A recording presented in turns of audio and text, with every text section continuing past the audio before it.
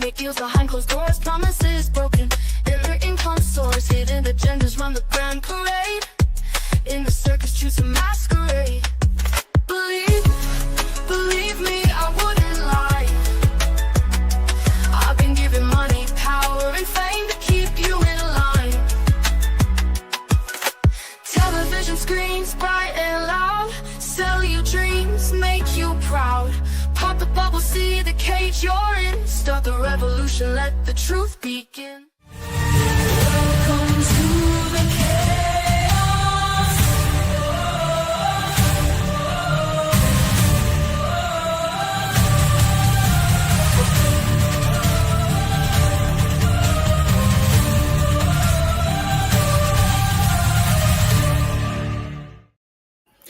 Welcome. Can everyone hear me? I don't know if I can hear myself yet. Yeah, I can. Okay, cool. So today, because I have been sick and researching stuff for, I guess, more like in-depth type streams, I got depressed and I wanted to do something fun today.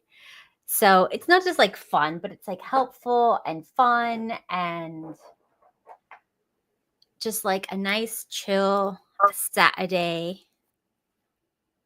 So we're going to give advice for people on Reddit because I found these. I don't know. I guess I'm new. I just realized Reddit was a thing. I've always heard of it, but I never really like went on there. And then when I found that like I did one on, what was it, like guys submitting their spaces for like interior design advice. And I thought that was like really cute. So I did something on that one. And I thought like there's also some on relationship advice. So we could do that or just like general life advice. It's not just relationship advice, but it's just like asking for advice from the community. And, you know, I just think it's fun and cool to like help people on the internet. And then it's not something that's super stressful because the world is super stressful. And we'll talk about that like maybe like next time. But I need a break from that. I've been sick and throwing up. So how have you been, Daemon? I've been all right. I've been good. We've had a heat wave here. So What does that feel like over there? What's heat like over there? you're kind of, you guys use that made up Fahrenheit shit. So it'd be about like 90 degrees for you guys. Oh, that's nice and breezy. It's like probably what's No, we humidity? don't have wind here. When we have sun, we don't have wind.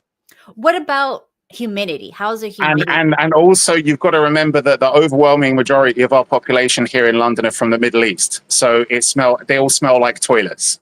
So you got to remember that. Jeez. It's literally, they're like walking just septic tanks. So yeah, in 100-degree almost heat. Wow. I mean, it is. Nobody knows how to wash.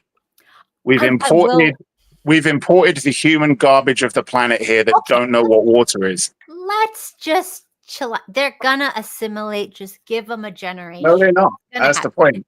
They are still desert people at heart. Oh my gosh. So you got to understand. Well, okay.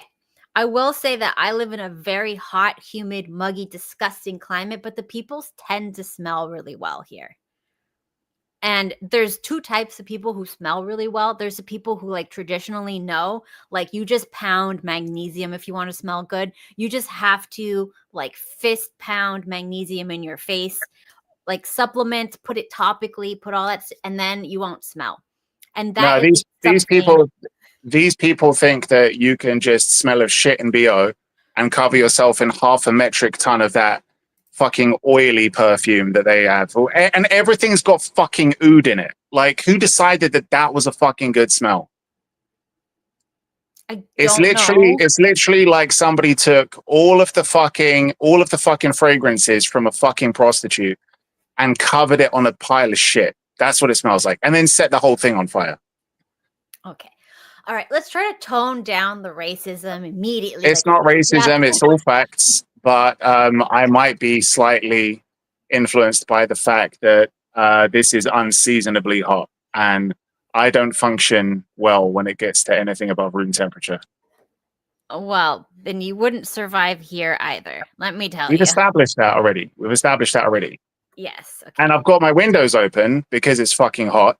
And all of my neighbors decides to try and make money on the side by fucking having from home restaurants, like cooking for order. So yeah, just got like some Pakistanis cooking something that smells like fucking insane.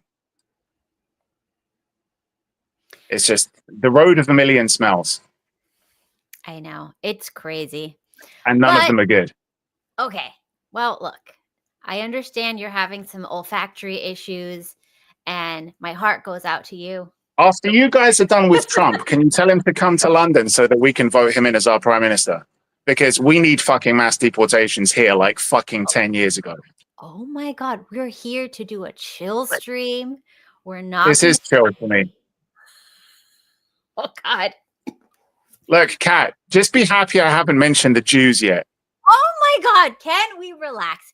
We need a nice, relaxing, chill stream. We're here to help people, Daemon.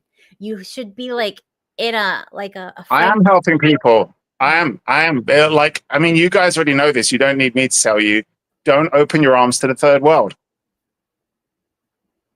Oh my gosh. Charity starts at home, and at home you should always say no. Enough. Okay. All right. I mean, okay. We're gonna what are you saying? Vape cartridges. What is going on? Okay. So before we get into what we're going to talk about today, I have a cool little intro. So let's play that, and then hopefully Daemon can chill and calm down and relax so that we can get in the mindset of helping other people and chilling. All right. So that's what we're going to do today. So let us begin. Let us guide your trembling heart through perilous flirtations, awkward confessions, and unrelenting ego. This is a refuge for sophisticated animals. So pour your drinks and prepare to descend into refined chaos. Okay, so the first question we have. All right, so this one's a little What bit in the long. LGBTQ was that? What? That's my intro for today's segment. What are you talking about? Who made you gay? For sophisticated animals, Daemon. Anyways, so our first question is from a dude. He is 18 male, and he just graduated from high school, and he's starting college soon. He's in his last month of high school, and he says he met this woman online on Facebook, and he thought it was important to mention that he has a fake account because he doesn't use Facebook, only uses it for the marketplace. So he started talking and getting to know this woman, and then it turns out that this woman is 37 years old. Nice. And he told her that he's actually 18, and she was fine with that. Nice. And then he's like, I know that some people may think that the situation is weird. No, start with somebody who's got experience. Oh, God. Okay. And he's like, but we both love each other. He's using the Oh, L word. fuck no. Oh, Yeah. no. No. That's the mistake. Yeah. So he's like, around our first month together, my parents found out about her age and they were not happy. But now they're slowly becoming okay with it. But this still isn't normal for them. Just a week ago, he got into a terrible car crash. He fell asleep at the wheel. He wrecked his car. He almost died, but he was able to come out with minor injuries.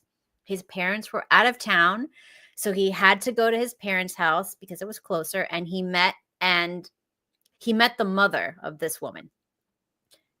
A couple of days ago, the mom found out about his age, like the woman's mom. And from the police report, I'm guessing. Wait, let me guess. He fucks the mother, right? No, hold on. We're getting there. Okay. Okay. And basically, they want them to break up, and neither of us want to, but she is ready for kids and to get married. And if She was ready for kids 20 years ago. Oh, I know. He wouldn't mind having a kid with her marriage perhaps in the future, but she wants those things immediately. And this is the pebble in our relationship. We make each other happy, and even I sleep at her house most nights, but she already has 2 kids. And I like hanging out with both of them because it's like having younger siblings. Yeah, because they've got everything in common because they're the same age. I know. But she says she doesn't want to ruin my life or ruin my life opportunities, but I feel like she can help me grow, and my life may have just started, but I want to start it with her. And we love each other dearly, and I just can't let go. What do I do? I don't want to break up, and she doesn't either, but she says we should still break up. What do I do? Break up. And I really don't want to see. Okay. So he's just asking for opinions and advice, basically. This is the situation he has found himself in. Yeah. I mean, I'm sorry, but like back in the day, fathers used to take their sons to prostitutes to lose their cherry, right? That was very common. That's what was done. And the reason why you did that was so that this exact thing wouldn't happen. Whenever you have that first time, you always think it's true love. You always think you're in love. Mm-hmm. So I'm not surprised because it's normal for him to think that. But yeah, like the guy just needs to fuck someone else and then realize that this isn't love. Yeah. 100%. I think, and this happens to girls too. The first one that they sleep with, they're like, this is it. They're perfect. And then your brain gets shut off and all the red flags become green and you like lose the ability to understand logic. Look, do you remember what it was like the first time you went to a theme park? No, I was like 2. Fuck's sake, you spoiled little bitch. Most of the time, you take your kid to a theme park, even if it's a shitty theme park, they think it's like the best thing in the fucking world. And it's not until you go to other theme parks and go on other rides that you realize that was shit. I mean, it was nice. It was the first time. It was a great experience for my first time, but it was still shit. Like you're not gonna know what love is until you have other experiences to kind of measure it against. If you're a guy, for girls it's different. But yeah. Why is it different? Because your brain tricks you into thinking that you're in love when you're not. But I think for women, it happens all the time up until like, I would say like, just from what I've heard in studies, I think there's like a limit to when it shuts off for women. And when you become jaded, you become used to it. You become that dopamine hit doesn't hit the same after a while. That's why body count matters for women, because after a while, you kind of become numb to that hormone release, and it doesn't have that same effect anymore. Yeah, that's why I think it's the best situation when 2 virgins who are young get together, because they're both going to have that. And if they can make that work, they're going to have a way better life than all the rest of us. It's like when you have those healthcare providers that get 2 people with Down syndrome together to try fucking. Shut up. It's amazing. I love you. Shut up. Anyways, so yeah, I think the problem here is it is dangerous and ill-advised to be led by emotions and feelings. Feelings and emotions lie. Feelings and emotions trick you. The only thing that matters is logic. Things have to make logical sense. So that way, when the feelings and the emotions subside, you'll still have a reason to be with that person. Because let me tell you something. The feelings and the stupid, like, dopamine hits, they go away pretty quickly. And then you're stuck with an old woman with 2 stepkids that are your same age. And then I she's didn't right. even want to say that. I didn't even want to say that. I was waiting for you to tell us that she's got kids. That was so obvious. Yeah. So it's just like it's the product wasn't good, right? That's why it's been on the market for so long. That's all I'm saying. Did you see the video of Charlize Theron doing an interview, and then she tried to? I don't know what it is, man, with her trying to act like she's so young, living the life that she wants to live. I saw a When clip she where spoke, she's banging a she kid or says like, something. she was like, I fucked a 26-year-old the other day. It was fucking amazing. I was like, yeah, and Sad. and nowhere in the press is it talking about her being involved with like some young actor. So he was a 26-year-old nobody. So when Yeah. you've got somebody like Charlize Theron, who was in her prime, Mhm. a pretty well-known actress, Yeah. and everybody kind of, well, not everybody, but a lot of people thought she was pretty hot. And now, 20 years later, she's just giving it away to a 26-year-old nobody. Mm-hmm. And the kid didn't even sell the story. It's not like he's going like, I banged Charlize Theron. It's like, even he ain't proud of it. It's like, this is when you know, like, what you're saying doesn't make you look as good as you think it does. Yeah. Like, she's trying to, I'm living the life I want to live, blah, blah, blah. You know, I'm raising kids the way I want. They don't need a dad. Dude, both of your adopted daughters are fucking trans and LGBTQ. Okay. Let's simmer down. Like, no. Remember, Okay, yeah. They are in Hollywood. They have to sacrifice their children. It's part of the deal. It's not her kids. She bought them. And Well, they're black. whatever. Now, I thought that in America, you guys learned a long time ago that buying black people isn't a good thing. Like, even for Democrats. And I get she's a Democrat and she's just doing what her team does. But I thought that shit was outlawed. But apparently, now you can buy black kids. Okay. Let's move on. Let's chillax with that. Moving on. Okay. Am I wrong? Let's move on. Let's move on. Am I wrong? We're not talking Am I wrong? Or does America say that you can't buy black people anymore? Look, we've always known that slavery is legal no matter what. So let's move on.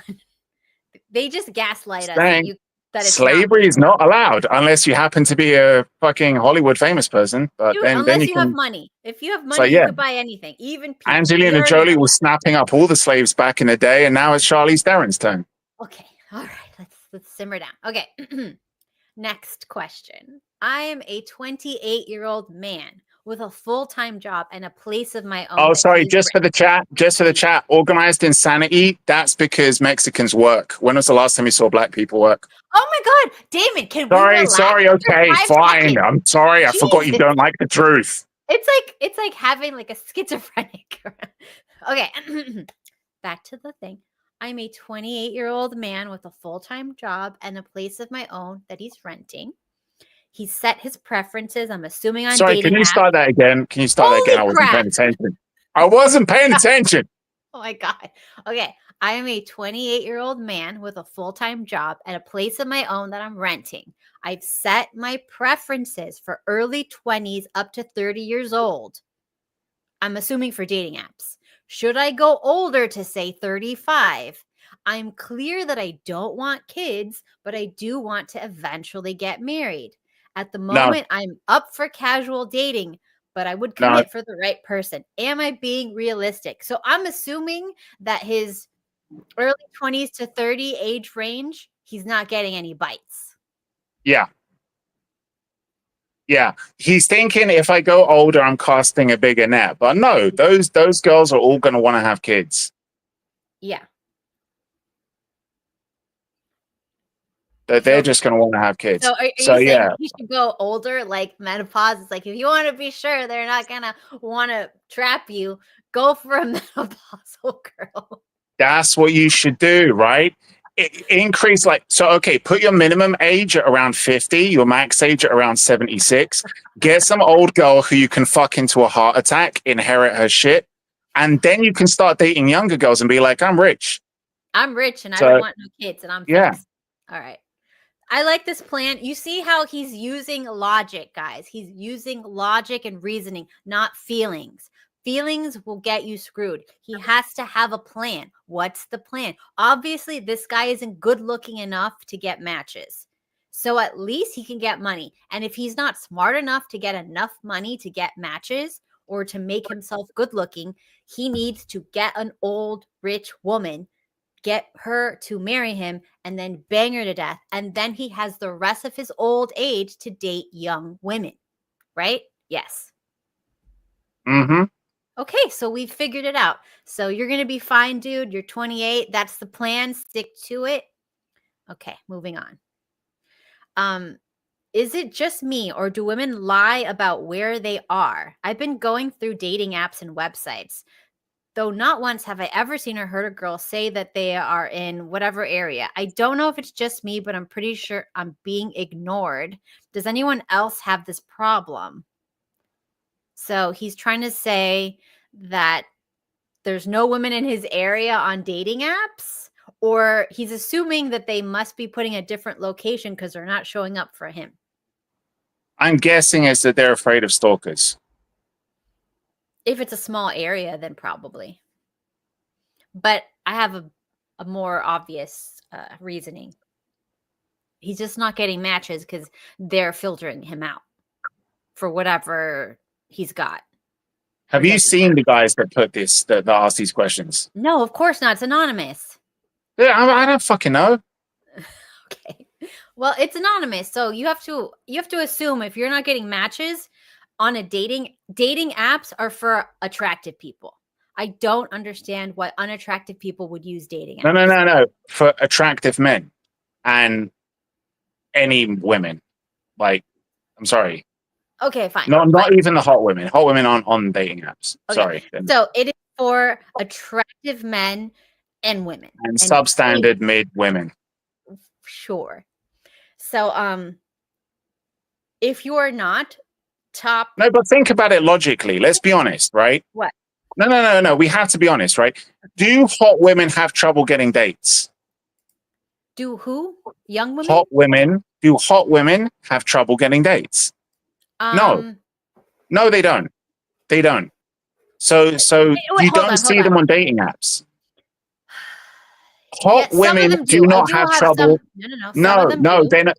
They're your friends. You're being nice. No, they're not. The hot women do not have trouble getting dates. Okay, so you're not going to see hot women on dating apps. It's not true. They don't go on dating apps. Guys, like the hottest guy is going to struggle more getting dates than the hottest girl. We know this. So hot guys are still going to be on dating apps, and also the whole reason is a girl isn't going to need to go on as many dates as a guy is. Even if guys are the ones who look for hookups more than women do. So guys are going to be on guys are going to have more reason to go on dating apps so they could just get that hookup shit. Yeah. So this is why you're going to see guys on dating apps. You don't see hot girls on dating apps. I'm sorry. Mm-hmm. So, okay. So if you are on a dating app, what you should not be on the dating app unless you're the top, I would say 5% good looking guys. What do you think? No, because even then you're only going to be on a dating app if you're looking for hookup shit. And yeah, it's just that there's no point going on a fucking dating app. Why do you want to meet those kind of women? Okay. So what he needs to do is he needs to start talking to women in person. This is the most difficult thing because people do not like anything that's not instant gratification. They demand, because of video games, internet, whatever, skipping commercials, everybody of this generation demands instant gratification. They're like, if I say hi to her, she better be responsive. And if she doesn't, if I get rejected 10 times, I'm not going to talk to anybody. Christ, this is the problem. Like, I swear to God, it's like younger guys don't understand the whole point of this. Enjoy the hunt. Enjoy the hunt. It's the pursuit is what's great. Once you've got the girl, I hate to say it, but most of the time, unless she's the one, it all goes downhill from there. The pursuit is the fun bit. Enjoy that stage. What are you talking about? It all goes downhill after you find I someone. said, unless she's the one, okay? Unless she's the one. Okay. But it all goes downhill from there. Once you actually get it, once you actually get the girl, you're like, okay, I've got this now. Now what? Like now I'm gonna go find another girl. Like, What? you know, it's yeah, unless she's the one. Oh my God. It's true. I'm sorry, it's true. You need to that's the shit, that's the fun stuff. The fun stuff is like, can I get her to want to be my girlfriend? Now that I've done that and we've had sex and shit, now it's just going to be more of the same, but without the pursuit. And I'm sorry, but you girls have to assume some responsibility for this, because you girls, unless, like I said, unless you're the one, right? You girls never make the effort that you made during that stage, during that pursuit stage. What are you talking That's when you were about? trying to embrace. No, that's when you're trying to impress him. You don't wear those clothes anymore. You're not going to wear that lingerie anymore that you wore throughout the whole dating period. Like, you're not going to do all of that maintenance like you did when the guy was chasing after you. Okay. But when you got First of that thing of you're the girlfriend, when you got that label, you didn't put that effort in anymore. And he did. You might try to lie now and say he didn't, but yes, he did. Yes, he did, because guys do that. What are you talking about? Everybody puts an effort here. Is this a British thing? No, don't forget I lived in America. I've seen it. Well, I live in Miami around Latin women. Latin women put in effort till the day they die. Oh my God, yeah, that's because you girls hate yourselves. You know what you're like without all that makeup. Every woman here like will destroy other women if they don't even get their nails or their hair done, or their clothes don't match, or they look a little bit dated, or something like, I saw you in that outfit before. Is that all you have? Oh my God. It's like, you never get your hair done anymore. What's going on at home? Is everything okay? Or the gay men. The gay men are the worst. Like, I never used to get my toes done, and at work they used to like basically attack me for like not getting my toes done, and I'm just like, I don't want to paint my toenails. It's just like, I just keep them short and clean. Like, what is wrong with you people? It's like, how could you like walk around without nail polish on your toes? It's so gross. It's so low vibes, bruh. So I have no idea. I have seen, like, in college, I had this friend that she came from up north. She was a white girl, and she would go to class in her pajamas. In her pajamas.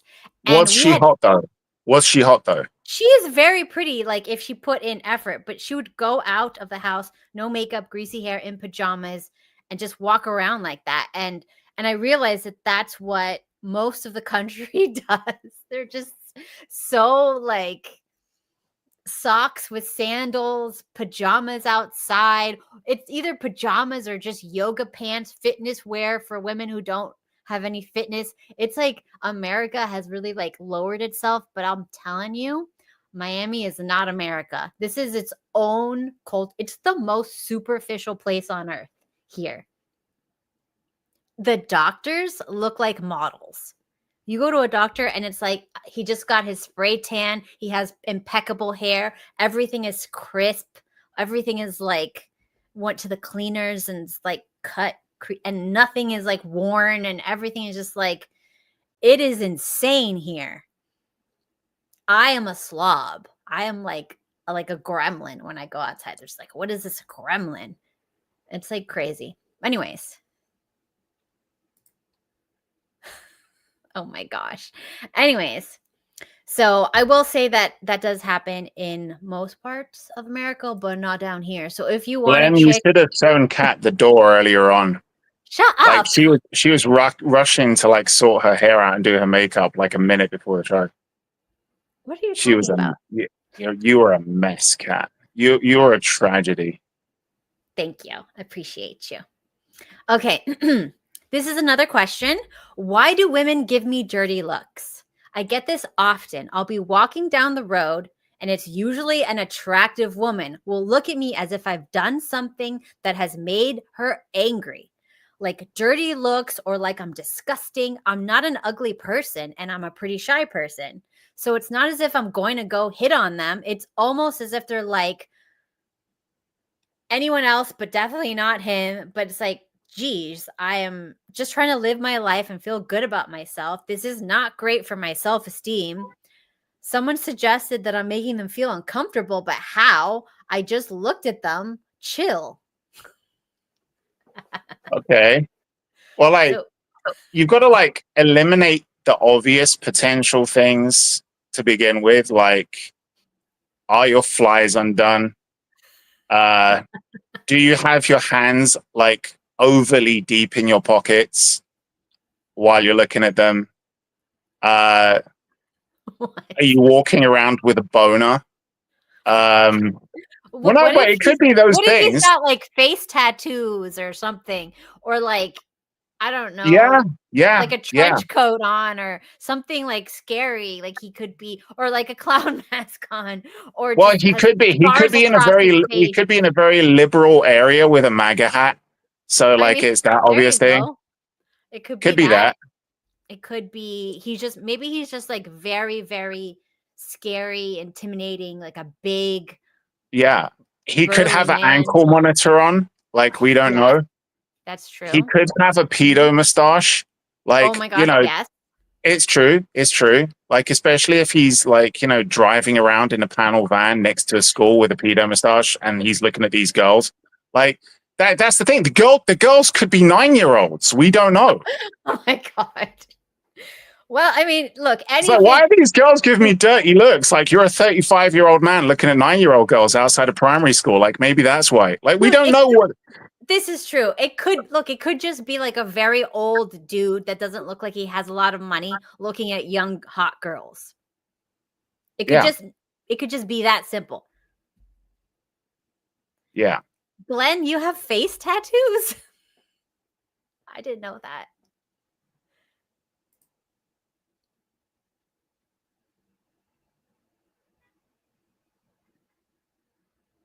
I think they use the location. Anyways, okay, so we don't have enough information to give that guy enough advice, but it's definitely him.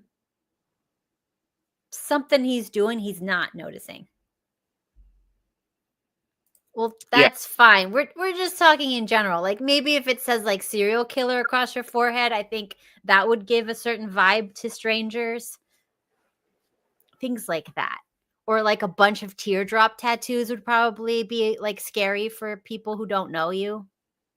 Especially if they're teardrops on your thigh. Like, oh my God, what? That's way freakier than if I was in prison with a dude and he's got teardrop tattoos. I would rather they're on his face than on his thigh, don't you think? Why are you looking at a dude's thigh, though? I'm just saying, if you're in prison, you're going to see shit that you don't want to see. I guess. Ugh. All right, so next one. I need a way to kill this desire to find someone to date because I look way too ugly and short. I'm 5'5". And I'm not posting for you to feel bad about me. I just don't want any attention. The only time a girl has shown interest in me was when a girl asked me for a hug, but that was probably because she saw us as just friends and nothing more. And she also would later start to talk to me less because our schedules changed and, whatever. There was another time, but I was at a bus stop and this one girl was staring at me. Even in the bus, she kept looking at me. And we even got off at the same stop, but that was a couple of years ago.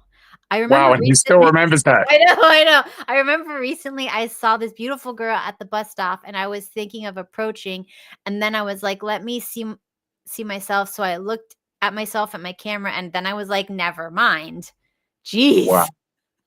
Don't tell me women don't care about looks or height, or women like other factors like humor, kindness, and confidence, because I know damn well the only time women care about those factors is when you look attractive to them, but I'm not attractive. So just give me ways to kill this desire of wanting someone. Wow. Kill yourself. Oh my God, shut up. No. What?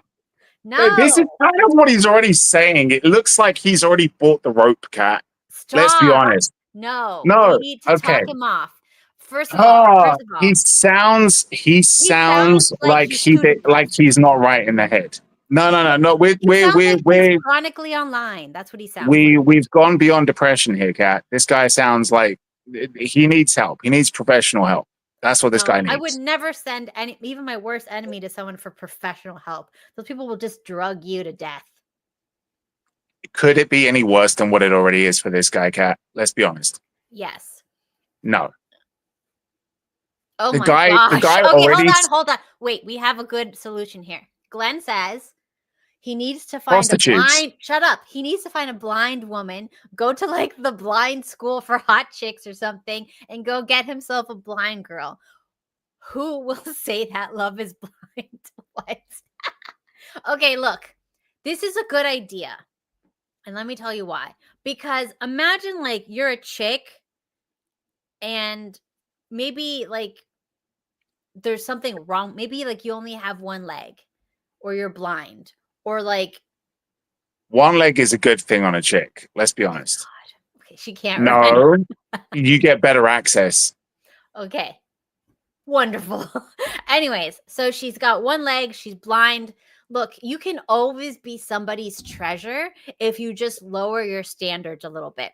The problem I see with people like this is their what's going on? What are you doing? Oh, thank you. Pete, can you fill this up? Kat, the consummate professional. I know. Anyways, so the problem that I see with a lot of these guys is that they're always looking at beautiful women. See, back in my day, we knew what we look like, and we would only look at people that looked good in our range. And nowadays, people are so attracted to like beautiful people and beautiful things, and they get so jealous of why can't I have that? But we had a lot of understanding of what we were capable of getting, and we were very accepting of that. We didn't have filters to make us feel better. We didn't have like people, like gassing us up or whatever, or lying to us, or like any of that feel good stuff. Like you knew where you stood. People would just literally like whatever was wrong with you, like that's your nickname. Like if you're short, you're shorty. If you're ugly, you're uggo. If you're brokey, you're brokey. If whatever, like that was like you knew who you were and you didn't forget it. And that's the frame that you like saw the world. So if you are not attractive and you don't have the money to pay for attractive people, then you have to look at people who look like you. There's definitely some chick that's not that attractive, that's socially awkward, that you don't even notice because you're only looking at pretty people, that you would be fine with and happy with, and they would be ecstatic if you went up to them. And these are not like, I'm sure on the bus you could find a chick that's not doing well. What is going on here? On the bus, you could find a chick that's not doing well. Exactly. So she's not doing well. So why can't we just look at that? Like, just look, if you're on a bus as a chick, your life is not going to plan. So you're going to have a lot lower standards for what's better than the hot chick that just happens to be on the bus because like she's going to a concert or something. Yes or yes? You guys are weird. I'm sorry. What? Well, no, we see that whole bus thing, like buses being for brokies, is only an American thing. Yeah. Because our public transportation doesn't go anywhere. Unless you're in New York. That doesn't translate well. That doesn't translate well even to like international audiences that haven't lived in America. Because like, look, think about it, right? When what's the dude? Sandra Bullock was on a bus in Speed, right? That's a movie. Come on, Daemon. I'm just saying, like you.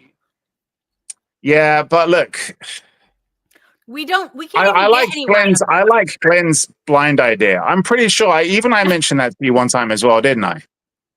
When we were talking about like advice for dating, I was like, well, don't date blind chicks. They're like, yeah, blind chicks need love. Mm-hmm.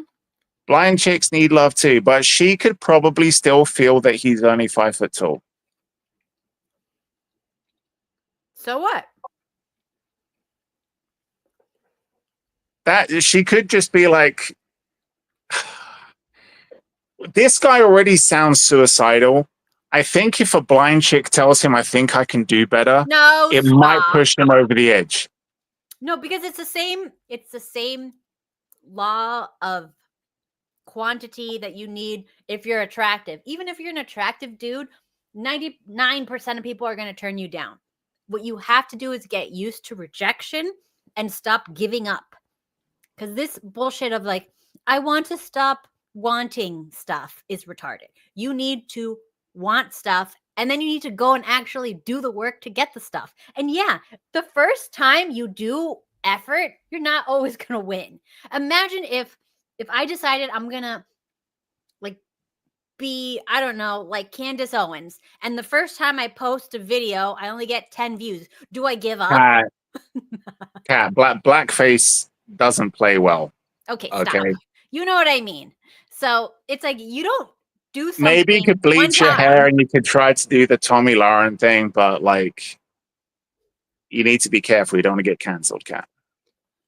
I'm already canceled. We've been canceled for years now. I don't know if you've noticed. We got you another strike. I give up. Anyways, so how are you canceled? You haven't had Simp on for ages. I think I did maybe like 2 weeks ago. Oh well, okay, then you're fucking retarded, so you deserve it. It is what it is. I'm okay with that. Yeah. No, look, I mean, look. Prostitutes were created for a reason, and I think this guy should maybe try that avenue for at least a little while until he gets some kind of confidence. Just saying. I had my ex's coworker was morbidly obese, an absolute hideous person, but I'm talking about personality too. What a freak. He was a narcissist and he was hideous. Explain how you're a narcissist when you're like so hideous. Anyways, so he used to pay. Wait, how is he a narcissist? Because he was like very grandiose, like I'm so wonderful and I can do whatever I want and everybody loves me. And I'm like, you have literally no proof of that. Like, right. There's nothing to prove all the shit you're saying. And then he would demand that everybody stop talking and listen to him. And he would get like really pissed if you like didn't stop talking and listen to his incredibly boring, terrible stories. But like, whatever. And then he was bragging about the prostitutes that he paid for. Like, he paid for. Oh my God. Okay, I've seen people like that, and it's not really what I would call narcissism. This is kind of like, you know, people who have body dysmorphic disorder, like that kind of crushing anxiety that's kind of like weird because like, even if they look good and they're okay, they just think they're hideous and ugly. I think there's something like that, but which is the complete opposite, where you have like ugly people, losers, like failures in life who just think they're fucking amazing and gorgeous and brilliant at everything. Yes. It's this kind of like anti-body dysmorphia. Mm-hmm. And because that's like, it's different to narcissism. It's like a wild next level kind of delusion of grandeur. So yeah, I think, delusions of grandeur are a big thing nowadays. Like social media's really like had people get like an overinflated sense of self-worth. This was like a before social media, and this person definitely never had social media, and they were like this, which is wild to me. But anyways, he's like bragging about all these hoes that he bangs because he pays them and how much they love him. And I'm like, you know, you're paying them. And then he got like mad at me where I thought like he was gonna come and hit me or something like that. And I was literally like, oh shit. Heck? And I just remember like that all the time. Like, and he would make, you know, like those faces, like contempt faces whenever I would speak. Like he hated me. And then I'd be like, oh, of course. Remember, like I was young. I was probably like 19, 18. So I was young, cute, never had to pay for anything in my whole life, never had to work. I was a child, basically. And then he's bragging to me about this stuff, and I'm just laughing, like, why would you brag about paying for something? Like, they're just doing their job. I was so stupid. No, you won. You were getting like the guy needed to hear that shit. And I'm like, so you're saying she's good at her job, that she can make you feel important? Is what you're bragging That's about? right. When you said like he was bragging about how they love him, and I was like, yeah, that's them doing their job. Like, you fell for the whole "I love you" thing. Oh It's shit! crazy. And then he was talking about like how one of the girls he has a real connection with, so he literally goes there 3 times a week to see her and bang her. And I'm just like, how much money is she getting? You fell for the advertising, dude. And then basically he's like, oh, like $500 every time. And I'm like, so wow. she's getting $1,500 back in the day. $1,500 a week just from one guy. And I'm like, how long are you with her? He's like 45 minutes, an hour. That's good money. Yeah. His name in like behind his back to the other prostitutes is the retirement plan. Shit. I know. Anyways, so why was he bragging about this to you though? Which is another thing that concerns me looking back. Why are you telling a young girl this? Yeah. And also, well, I mean, he sounded creepy anyway. So oh, super creepy. So, anyways, I always wonder, like, that was weird. And also, I remember, like, the same ex, his boss used to message me all the time and like try to piss me off. Which this is unrelated. But like thinking back, I'm just like, why was this older dude messaging me all the time to try to piss me off to basically a young girl? Like, I don't understand that. Like, but whatever. Really weird. Like he would say things like, you know that he's still in love with his ex-girlfriend, right? And I'm like, first of all, why are you messaging me about basically one of your employees? Like, it's just so fucking weird. The 90s, bro. That shit was so fucking common. That shit was so common, like, back in the 90s, like, especially with, like, much older guys with younger women. Mm-hmm. Like, more so than today. I worked with a girl who was a hostess in a club. And she must have been about, like, 19 at the time, 20. And there was this Egyptian dude who was like fucking 50 something that was constantly on her case, like all the fucking time. Yeah. And everyone was telling her, like, I mean, he had money. He was like trying to throw money her way, and she was like staying away from him. But the thing is that like there would be an after party that a lot of people in this club would always go to, which was, it was a closed doors event that was always for people who worked in other clubs. So like it was a moving club. It would like change sites all the time. And basically it would be for all these other people who worked in that industry. Like we'd all find like a club to go to after hours, and that club would be the lock-in club. And it would move around. So like everybody pooled their resources, would pay for drinks, and it would have like this like massive party once a month. The thing is that this guy somehow found a way of getting into this club, and it was very, very exclusively only for people who work in nightclubs. Like no one else. You couldn't bring your friends along, no one else. It was just for staff. This guy gets in there. Everybody was saying like kick this guy out, but fucking hell, the bouncers let him in because he paid them a shit ton of money. He ends up spiking her drink.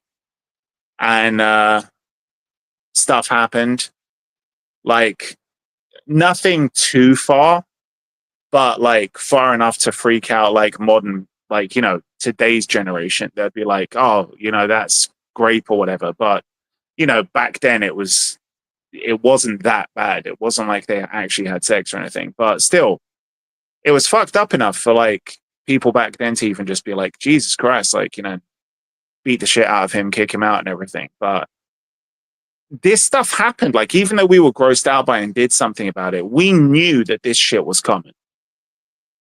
And yeah, like a lot of girls even allowed it. We'd see like during school, like you'd see girls who were like 16, 17, they had boyfriends who were like nearly 30. It's fucking weird. It is. It's And TV promoted a lot of that shit as well. yes. I can't think of a show, but I remember that there was it was just like even the Charlie Sheen show. I forgot 2.5 Men. He was constantly bringing young dumb girls over. Yeah. So it was like that was a big one. normalized. It was just like, yo, this is just what happens. You get money and then you get young dumb girls.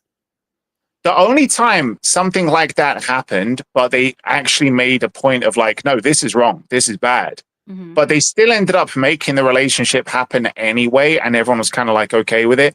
Do you remember in Friends when she dates like her dad's dentist friend or whatever? The guy with like the mustache? The guy who was Magnum PI. Yeah. I forgot his name, but. Tom Selleck, I think it is. Yeah.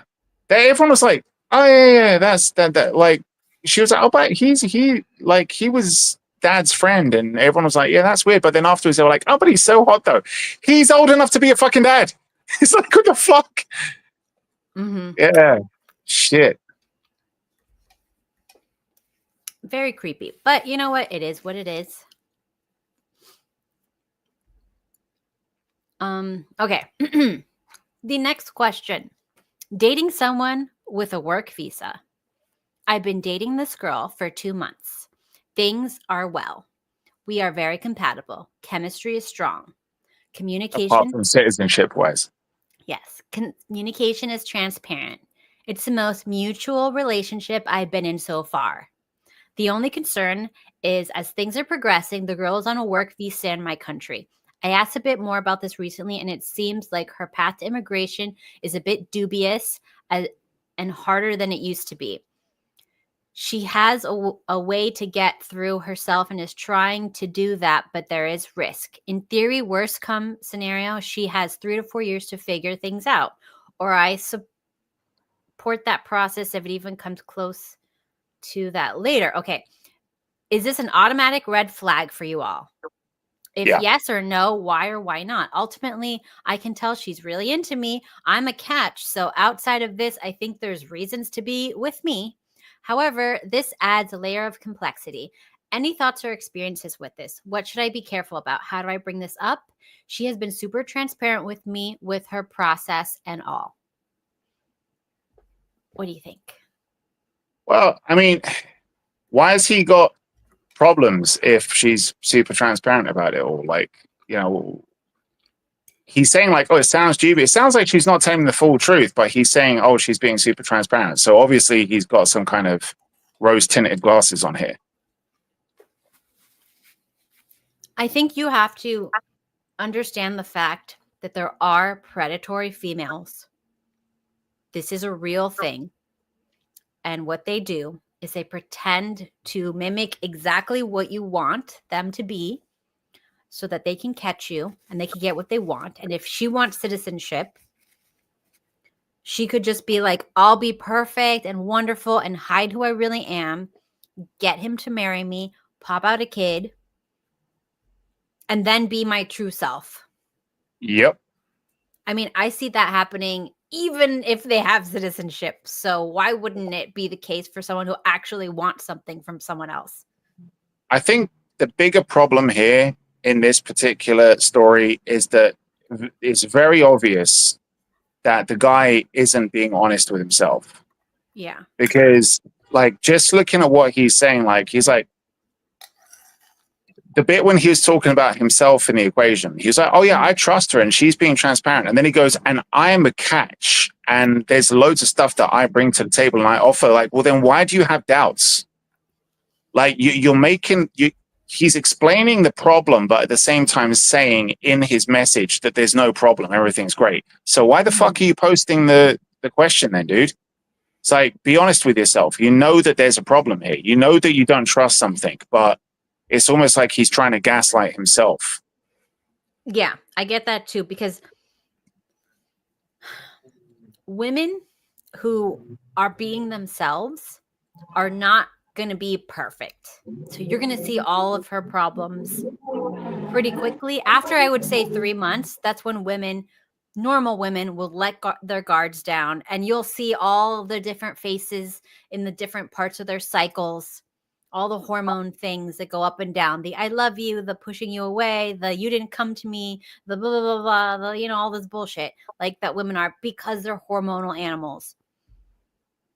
And if someone is not showing those ups and downs, that means that they are purposely faking it for you. And that is very control and diabolical to me. Mm-hmm. So I would definitely say if you're not seeing her in her worst, you haven't seen, and she's hiding it. And if she's hiding it, she's hiding a lot. And I know people that like they'll be like, look, I'm this age, or I need this. Let me just like get this guy. He's a nice guy. He has a good job. And then they pretend to like him, to get married. And as soon as they're married and they have a kid and they're settled and they have like half everything, then like they'll be their true self, which is someone who doesn't like them. Basically. Yep. People who settle are dangerous. Yeah. Now, it's different if you're not attractive and you go with a girl who has one leg and can't see. She's always going to be grateful that you picked her up with her stump and, guided her through life, literally. So you're saying one-legged girl who's blind is the catch? Yes. She's never going to have a wandering eye. Wandering. She's not going to be wandering anywhere. I know. She's going to be wandering everywhere, but she's not going to be wandering towards anything. Yes. Anyways. So yeah. Okay, this one, maybe you can relate to this next one. I'm 6'4" and I can't get any dates. This might be very unusual. I would like to make myself vulnerable here and tell you what I've experienced so far as a 24-year-old male. I'm South Asian, half European, though because there you go. Shut up. That's the problem. Shut up. Because my dad's genes prevailed, I'm brown. I'm quite humble, so I never call myself handsome. Most of my friends and acquaintances have put me in a good-looking category.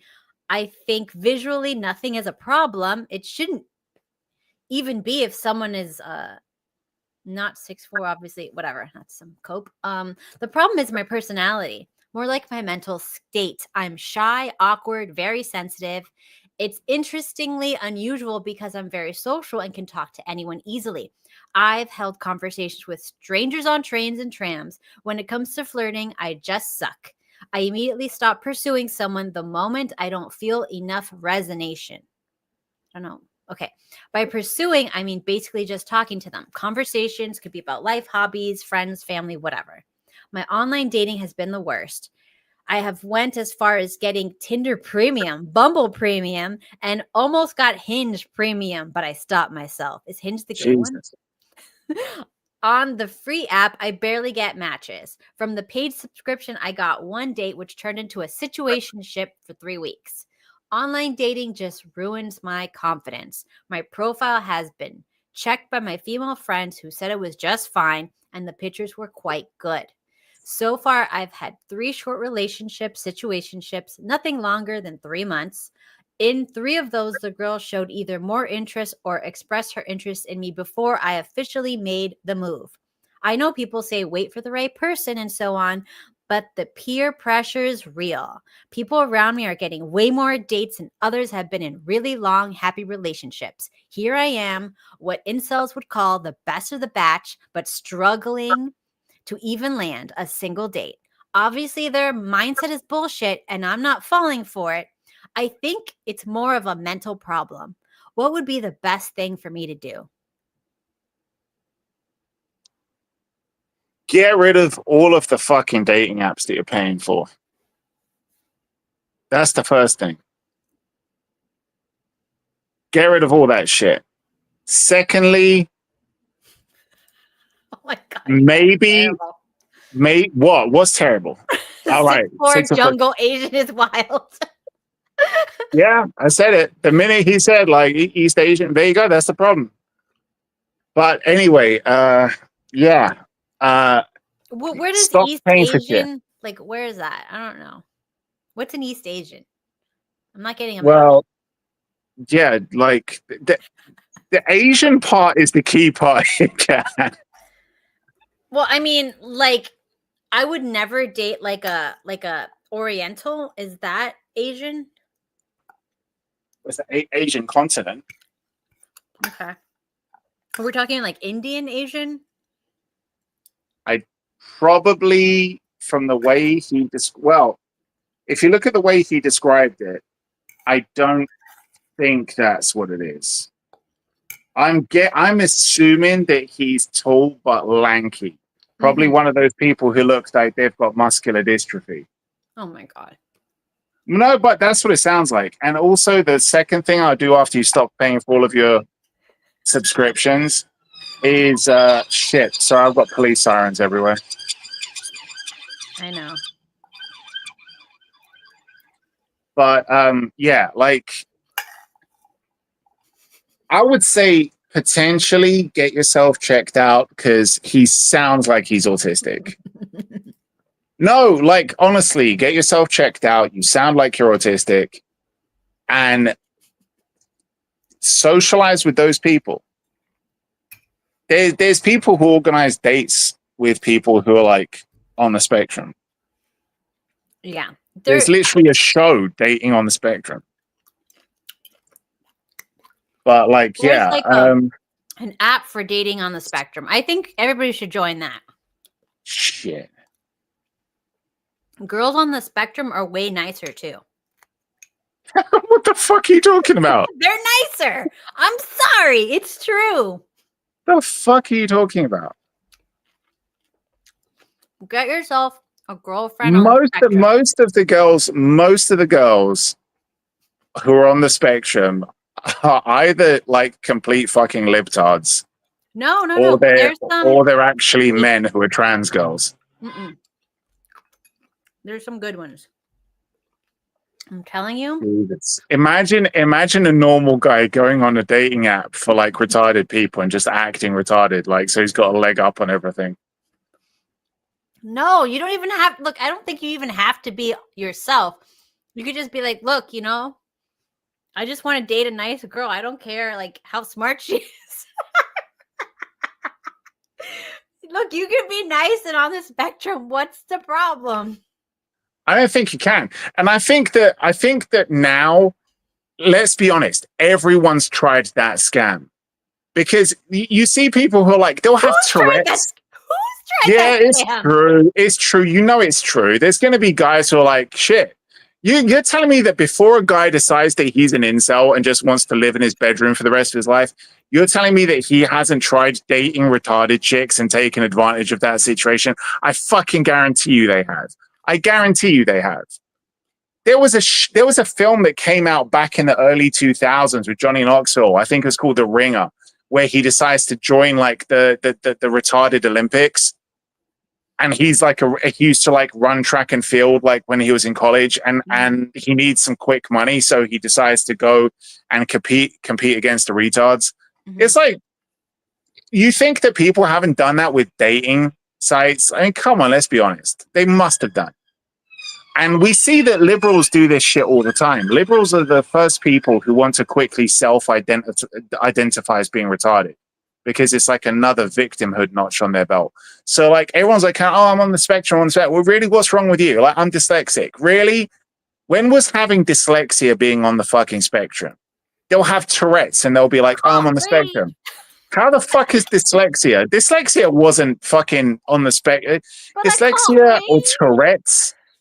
Tourette's makes you on the spectrum, does it? Like, no. Dude, we're all on the spectrum because of the spectrum. No, we're not. Like the spectrum, the autistic spectrum is the biggest fucking scam in the world. It's not true. There's no such thing as an autistic spectrum. It's not real. You're either autistic or you're not. There's no fucking spectrum disorder thing. That's all made up. And if you actually do your homework and you look into it, you'll realize that it's all made up. Some people Because just they don't looked like at- people. They didn't know. They didn't know enough. They didn't have enough knowledge to properly categorize what are intricate differences between being autistic, having Asperger's, having any other one of these types What? of. Did you say ass Yeah, you urges? guys call it Asperger's in America. Yeah, I know that, but it's Ass urges? no. What? Say it the way you guys say it in America. Asperger's.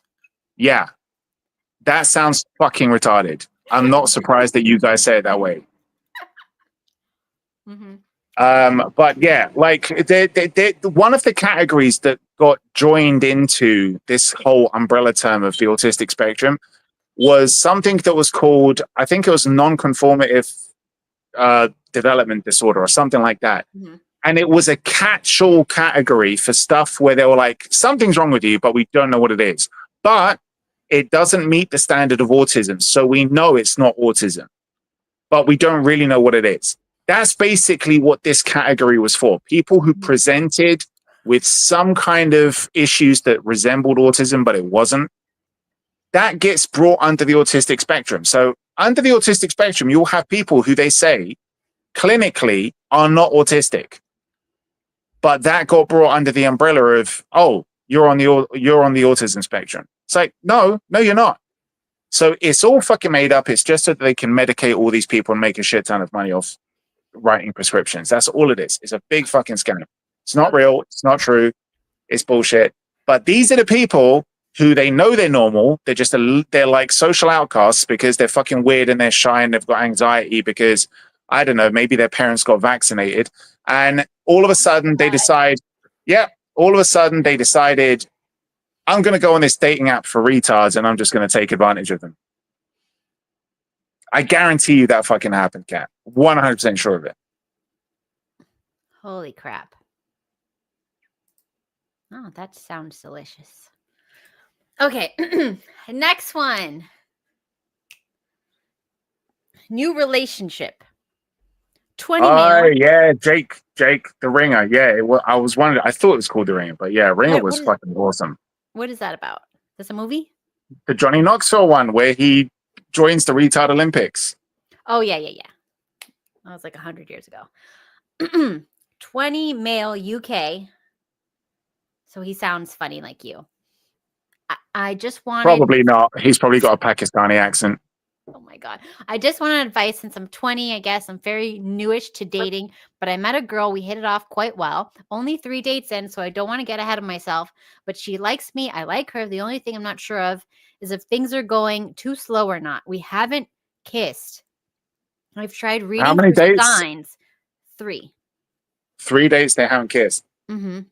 But I don't think she wanted it yet, so I didn't engage too deeply. I just want to be sure I'm not being an idiot, but she definitely gives the vibes that she's innocent, you know. And I don't think either of us are at that stage yet. It feels like intimacy is far away, which I'm cool with. It's normal to go slow. She's keen. 4th date is planned and things are going well.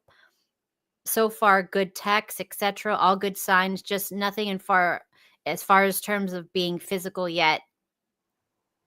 Is it normal to not kiss till the 6th or 7th date? Yes, it is normal. If she is the way he describes, like that she seems a bit conservative and she's like not, if she's genuinely not feeling ready for that intimacy yet, then yeah, I guess that's normal. Yeah, it's totally normal. That's how it's supposed to be. These hoes ruin everything. Like, you know, they're kids. They're children. So, of course, they're not going to... No, I'm just saying, like, look, if you're going to be respectable, if you want her to, like, not be afraid, because let's be fair, like, we're living in a day and age where women think that men are all predatory and fucking creeps, and any sign of masculinity must be toxic. So yeah, like younger women especially have kind of like, they're a bit more wary about that.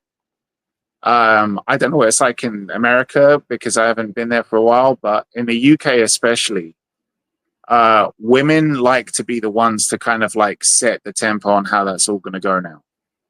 So I guess if he's being honest in how he's describing it, like that there is something there is potential for it, and he doesn't feel like he's being friend zoned by the way he's describing it, then if there is going to be some developing intimacy, but it's just not at that pace, then fine, let her set that pace. Like, as long as he's still showing that he's interested in her, then that's fine. Because you don't want to give her the impression that you're not interested. Like, don't be too fucking nice. No, I think it's totally fine to just say, hey, when you want to, is it okay if I, give you a good night kiss or whatever? That's totally fine. That's give you totally a good night fine. penis. Shut up. Okay, also, Mini Cat is here. Honey, this is the Mexican that I told you about. So if you would like to say anything to your Mexicans, there they are. There you go.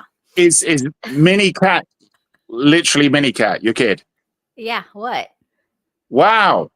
What? Like, you're not afraid that you're going to come across as too stupid in front of your kid? Oh my god. Oh my gosh, shut up. No, she knows.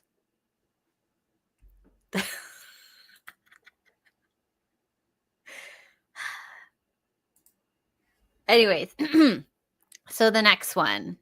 Let's see. Oh my god, this one's terrible.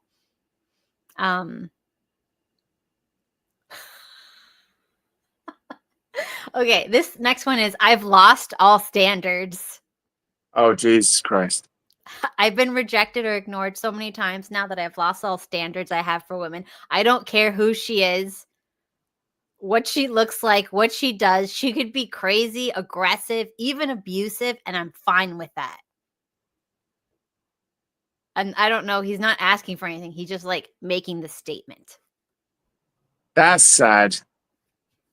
The guy isn't even asking for help.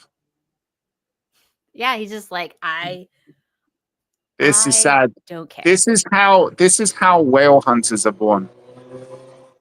This is tragic. Well, I guess fat girls need some love too. Yeah, I mean, if you have no standards, I feel like the world is your oyster, right? Is that what it's called? Is that the slogan? The world is your... It's something. And like there that. you go, Mini Cat. What? Shut up. I knew you weren't going to fail to disappoint there. Oh God. Anyways, but like, if you have no standards, you're going to be happy no matter what. Well, yeah, I guess there is that whole kind of idea of a pessimist is never disappointed. Yeah. So like, this is a great thing. Like, once you finally let go of all your standards, you're going to be like basically winning in life. Like, if everything makes you happy, you're like, oh, I don't care if she gives me a black eye. I'm happy. I don't care if she takes all my money. I'm happy. I don't care if... Whatever. I don't care if she turns me gray and makes me cook food for her all the time while she's just playing around on the internet.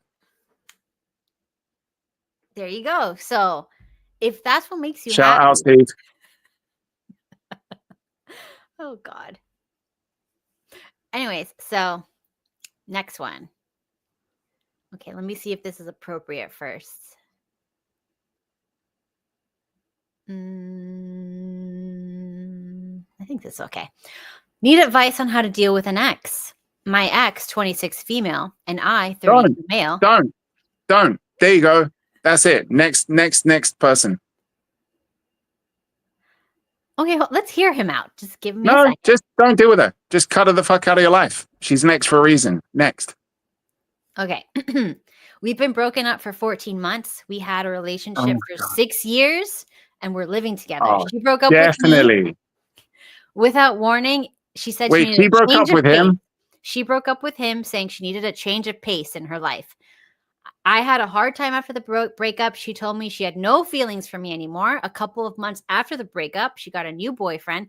That lasted 6 months. They have been broken up for a few months So they now. were in a relationship for a while. Yeah. We do not have contact, but have a lot of mutual friends, so I do accidentally see her. When I see her, it's always awkward, but we end up ignoring each other. Last night I was at a party and she was also there. I tried to make eye contact, start a conversation, but she Why? seemed to purposefully ignore me, so I let it go. However, I've noticed her and the old feeling started. I'm unsure Oh, whether I God. should pursue this or not. I've had a hard time getting dates and I can't seem to really start liking someone new He's except not her. over her. I'm a bit This is socially sad. awkward, but she seems to like chatting to everyone but me. Should I still pursue this girl or just keep my feelings about her bottled up? No, and no to both. Don't pursue her. Don't keep your feelings bottled up. Get rid of them. Fucking hell, man. Move on. Jesus Christ, she wasted 6 fucking years of your life and you're giving her even more. This is so fucking pathetic. Just cut your penis off already. This is so dumb. Why are men like this? This is so fucking stupid. She doesn't like you. Why are you chasing somebody who doesn't like you, you fucking loser? Oh my God, people like this make me embarrassed to be a fucking man. Oh God, this is just so bad. This is so fucking terrible. Get the fuck over her. She's not the girl that you loved. The girl that you loved was a girl who you thought loved you. She doesn't love you back. You were wrong about her. Ditch her. Get the fuck over it. Find somebody else. Why the fuck can't you just move on? This is dumb. These are the worst people to deal with because you just want to grab them, shake them, and scream at them. He'll learn. These are people who are going to wake up one day and realize they just watched their fucking life go by. Yes, it is true. Mini Cat, come here. Come on screen. You can roast people in person. It's fine. Anyways, let's see. The next one. Okay, maybe not that one. All right. Advice for inexperienced 25-year-old. I'm assuming male because it's a male one. I guess the title sums up my situation. I'll start by listing some things I want to start doing. Letting myself be around people more. Giving myself grace for my imperfections and not being Wait, such Debbie. what's this? Who's 25-year-old male. Oh, fucking hell. I thought it was a woman. Yes. Not being such a Debbie Downer when something doesn't work. Not being too serious about it because we're all just people. Wait. In America, do men use the phrase Debbie Downer? I've never heard it. Actually, I heard it maybe like once or twice. From gay guys, right? I mean, yeah. I would call them betas, not necessarily gay guys. Gay guys. Betas are gay guys. Okay. And have you ever heard a straight man use the phrase, I need to give myself grace? No, I don't believe that's okay. So the guys are fag. Moving on. Let's carry on. Just go for dudes. They will give you grace. Okay. Well, what is he? What else is he? Oh, okay. Trying to find joy in the world rather than just my own home. Life. Trying to prioritize my own joy. Make effort on improving my appearance. Make effort to talk to people in real life. I'm trying to stop complaining so much, especially to people who enable it. Complaining is like taking things too seriously, and it always backfires.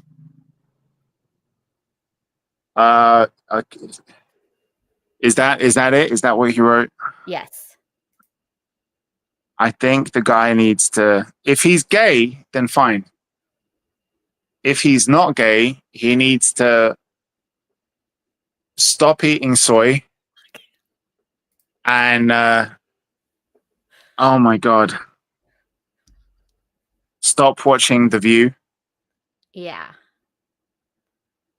and vote Republican.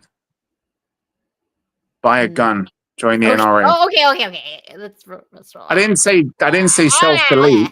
I didn't say Okay. self-delete. I just said Okay. buy a gun. And Buy a learn gun. to Go hunt shoot. something. Yes, Shoot a learn to big hunt. animal. Yes, I think if you start hunting for your food, you're gonna have a different perspective on life, and you won't talk like this anymore. I think this comes from not talking to men. I think This he needs comes male from friends. watching daytime women for old lesbians or just watching anything that's programmed for fucking lefties.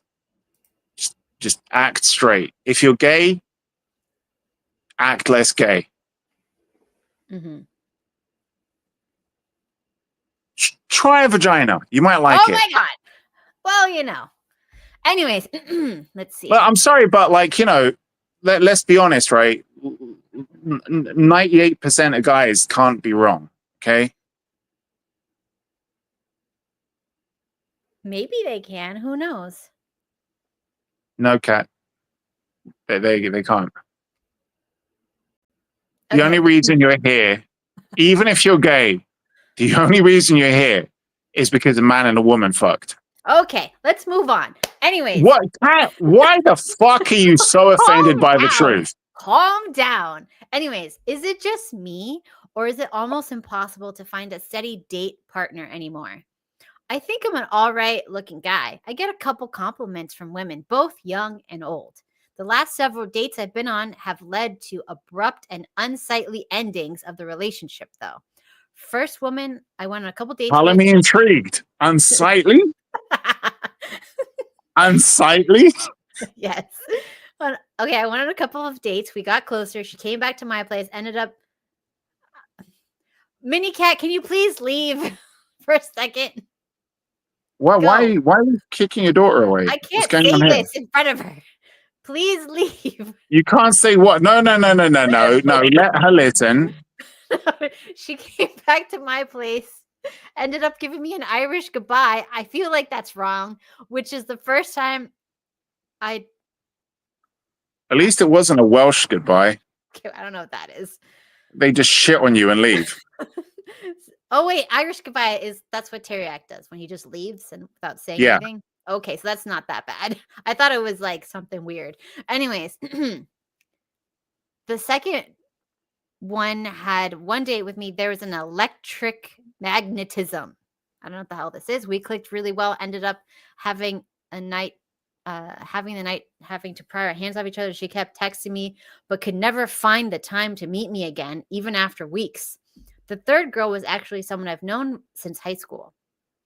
We're really close, and then she had lots of chemistry now.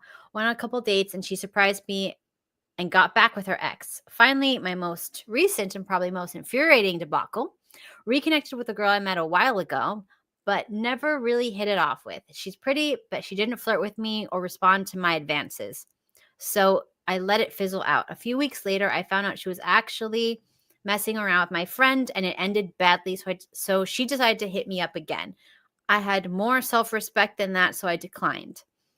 I feel like I can generally tell when I have a connection with someone, and most of the time I'm right. Lately, I've been feeling like I'm cursed to be alone. I even wonder, even whenever it's going great and looking like it's strong beginning, it always dies out. Yeah, that's like 99% of the time. What are you talking about? This sounds normal to me. 99% of the people you meet are not going to be the one, and it'll fizzle out. What's the big deal? I think if he's being honest in how he's reading the situations, if he's accurate in how he's reading the situations, I think that maybe he's trying too hard, and they probably feel like he's a bit desperate. I don't even think that. I just think that most of the time things don't work out. The way he's describing every situation is like every situation had the potential to be the one. It was electric with this one.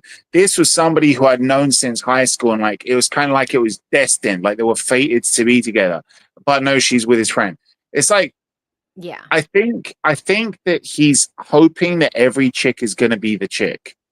Go in there, and just have no expectations. Put yourself out there, go on a date, and just be like, if they're like, why are you doing this? Like, even if you have to use the dating app, why are you doing this? Don't be like, I want to meet the one. I want to settle down, have kids, get married. Don't be like that. Just be, I just want to meet people. I'm new in town. I want to meet people. Just be like that. I want to network. I'm here just to meet people, make friends. That's all I want. I'm not looking for anything serious.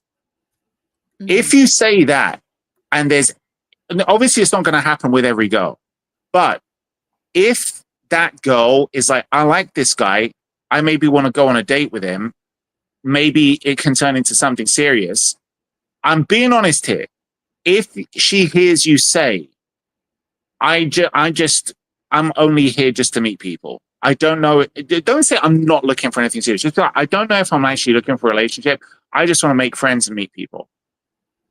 And then if she asks the question, do you actually want to settle down with somebody though? Are you thinking of having kids? If you just say like, if I meet the right person, yeah. Like she's already going to leave a wet stain on that chair. Oh I my guarantee she will, Kat. You know she will. If she's looking at him like he's a prospective guy that maybe she would consider going out on a date with, if she's like, there's no way I like this guy, it's not going to happen. Maybe we could be friends, but no way. Even if he says that, she's going to be at least a little bit intrigued. Well, because he's not feeding her ego. So she's going to be like, why isn't he feeding my ego? But if she's already interested, but he's playing it cool, and like, I'm not rushing anything, I'm not forcing anything. If I meet the right person, maybe, but I just want to make friends. She's going to find that way more attractive. So I think he just needs to play it cool, because desperation is not a good smell. So if he's like straight away, like looking into her eyes and being like, oh my God, oh, you like this? I like that too. Trying to do the whole mirroring behavior stuff and being like, yeah, should we go on another date? Blah, blah, blah. Like, they're already going to feel like this is suffocating. Yeah. Did I tell you about like the first, I don't know if it was a boyfriend, the first boyfriend that I ever had, he was drop dead gorgeous, perfection. He was perfect looking. Everything that like all the chicks want. Like if you just saw a picture of him, you'd be like throwing money at him, like perfect looking. But immediately he started like going, oh, she likes rock music. So then he started getting band t-shirts and wearing them and stuff like that.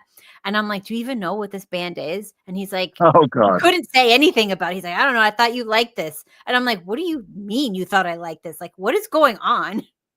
And it was just so like cringe. You realized he was a simp. No, it's just like, how could you be that beautiful and that awkward at the same time? And like, I had no experience, no boyfriends, no nothing. And I still was grossed out. And I just like never spoke to him again.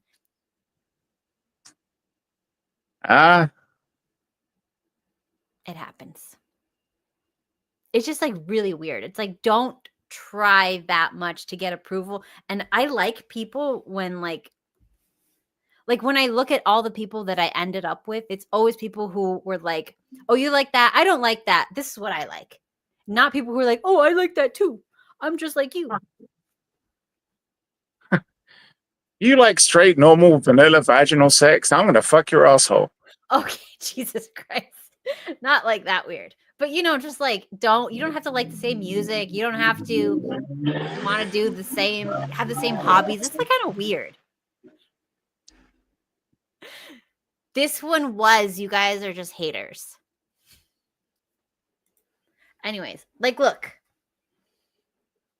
What's like a beautiful supermodel dude? That's what he looked like. An Abercrombie and Fitch model. Like, thank you, Tacticus. Thank you, Tacticus. I was going to say gay. No, he was not gay, but he was absolutely gorgeous. But unfortunately, there was nothing there when he opened his mouth. It was embarrassing.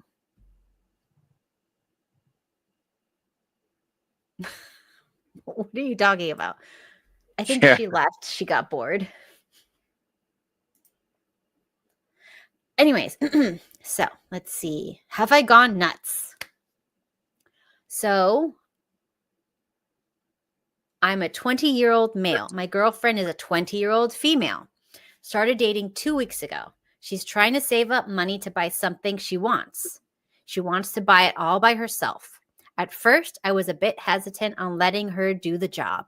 Not like she needs my permission, but still, because it would be really difficult for her to manage her work, university, her personal life, all three at the same time. I mean, obviously, she has to compromise on at least one out of the three. Anyways, for the time being, we're in a long distance relationship.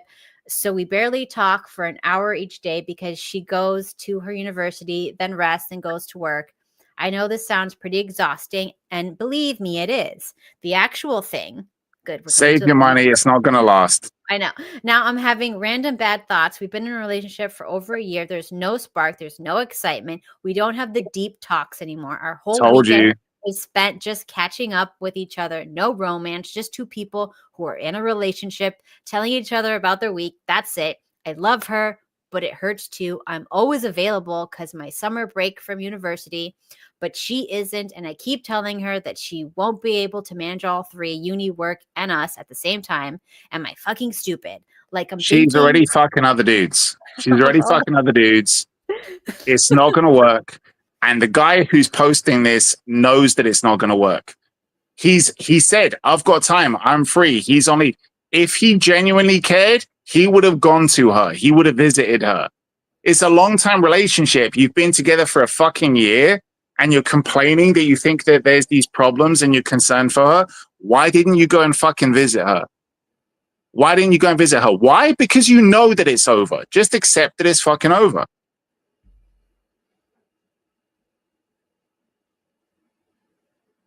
Am I wrong? I think this, okay, look, can I just be honest? This sounds like a bored wife. You know Who's what I mean? fucking other dudes? No, this sounds like my girlfriend's like, he's working all the time. We don't even talk anymore. He just tells me about his day. Oh, And he complains sounds like at the a end of bored the wife. Yeah, yeah. week. You know, like that's what it sounds like. So it just sounds like, hey, are you an adult? I Do you think not this like guy being an knows. adult? This guy knows the relationship's dead. I think he just kind of wants to dead. hear it. No, Damon, it's not dead. It's dead. This It's this dead. is normal. What do you No. think a relationship is long term? What? You think this gets is normal? boring. Yes, everybody No, eventually no, ends no, up no, no, boring. no, no, no, no, no, no, no, no, no, no, no, no. It's a long distance relationship, and there's no fucking interest in it on either party. The guy's making it sound like he's the one holding everything together, like he's the one who's the only one who actually cares. But even he doesn't care long enough to actually go and see the girl and visit her when he's got time off. He's on break and he hasn't gone to see his chick. Mhm. Like I had a long-term relationship once upon a time when I was much, much, much younger. Uh-huh. The moment I was free, the moment I saved enough money at work and I had some leave to take, I flew straight there to see her. And this was in another fucking country. I'm guessing, in the same country as his chick. Mhm. Obviously bigger, and like it could be like states and states and states away. But still, if he cared as much as he's making out that he cares, he would have gone and seen her. But he didn't. Because even he's checked out. This isn't normal. Long-term relationships only last if people are really trying to make them work. I'm trying to think. I did have one long-term relationship for like a year, but he would fly down every Friday and There you be go. with me, and then I would drive him to the airport every Sunday night. There you go. There you go. He was still gay though, so. So it was a chick? No, but it was just, it's a little fruity, but You were pegging him? eventually I figured it out. You know what I mean? You were fisting him? No, I think he had like a thing with his boss. The one Who was a guy? Yes, the one who was messaging me all the time, like sending me weird stuff. I think I figured it out. Remember I told you like a few Yeah. minutes earlier, like the boss would He's message still with me his ex. trying to say like, yeah, he still likes his ex and blah, blah, blah, blah. You're just wasting your time. I'm like, why are you trying to get me to break up with him? He's your employee. And then I realized, oh, in the place that he was staying for the job, he was staying at his boss's house. I ain't no fool. Right. And yeah, and there's other signs and stuff. It was definitely like a What were the signs? he just like I felt like his He was mannerism. mincing when he walks. No, just like something with the hand movements. Right. You know, just like extra friendly with people that were like weird. Did he like over enunciate his S's? I think very subtly. I think we just thought he was eccentric. I don't know. It was like weird. But yeah. But the problem was that he was extremely good looking. Did he have a lot of butt plugs around his house? I think maybe he did, but I didn't see them. But like there's questions. Smell of baby oil. Probably. But look, like I definitely see like there was something going on there. He was incredibly good looking. So the reason why I didn't immediately like break up with him, because like every time we would go places, everybody would be so impressed that I was dating him. They'd be like, wow, you're dating that? He's so You're dating that guy? He always comes in here with other dudes. He was just, I don't know, like, and then he started to You managed to turn him straight temporarily.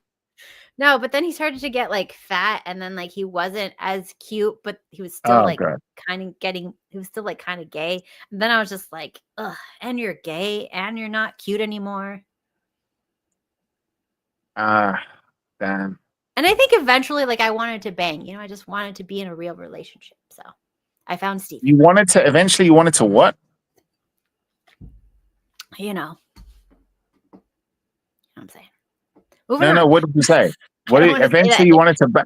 So wait, you didn't bang this guy? Well, look, I thought he was like waiting for marriage, you know what I mean? But then I realized I think he was waiting for you to grow a penis. I think so too. I think that's what it was.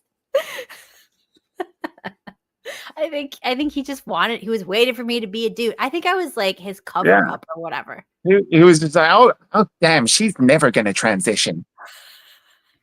Dude, if I transition, I think he would have like been okay. He wanted you to stop lasering. He wanted the top lip to come through. Yeah. At least feel there was something. Never a complaint if I didn't shave my face or whatever. Just kidding. Anyways, so the next one. Believe in yourself. Definitely. Cat was the beard there.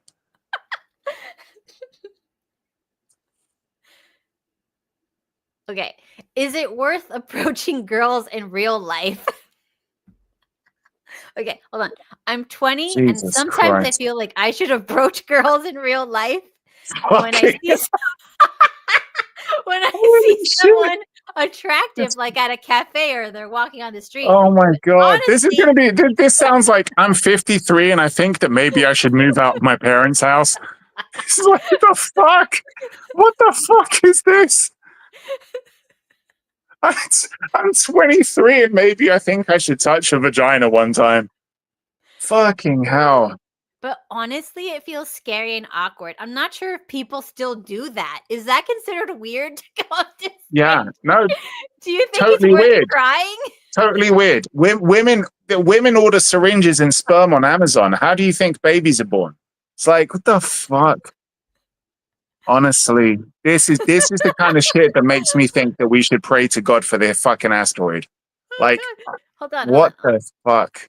Do you think it's worth trying to meet someone in person like that, or is online dating the only real option these days?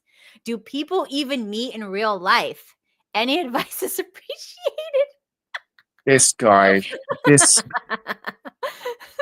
this cat, this is the people who are actually autistic. So you know the difference.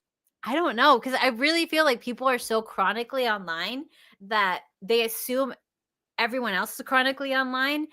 And I think men are more chronically online than women, especially the younger men.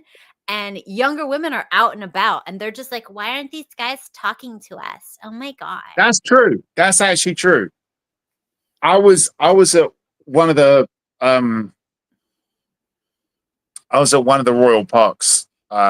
Like we've got these big fucking spaces in London. We've only got a few, but there's some greenery here still. And everybody used to go there. You used to have in 3 of them, you used to have rugby going. Like you'd just be playing rugby out in the park, and you'd have girls doing their shit as well, picnics, all that kind of stuff. People sunbathing if it was good weather. I go now, and I'm not joking.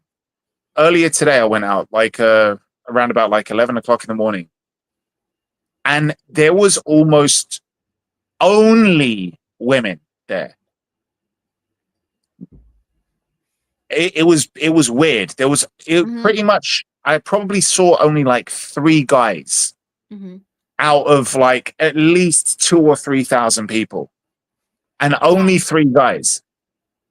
I'm like, where the fuck are the guys? Dude, guys don't go out anymore. I know. It's so weird. They'll only go to clubs and strip bars and stuff like that, but they And it's won't summer. go out to It's meet summer, people. so like the like it's fucking awesome.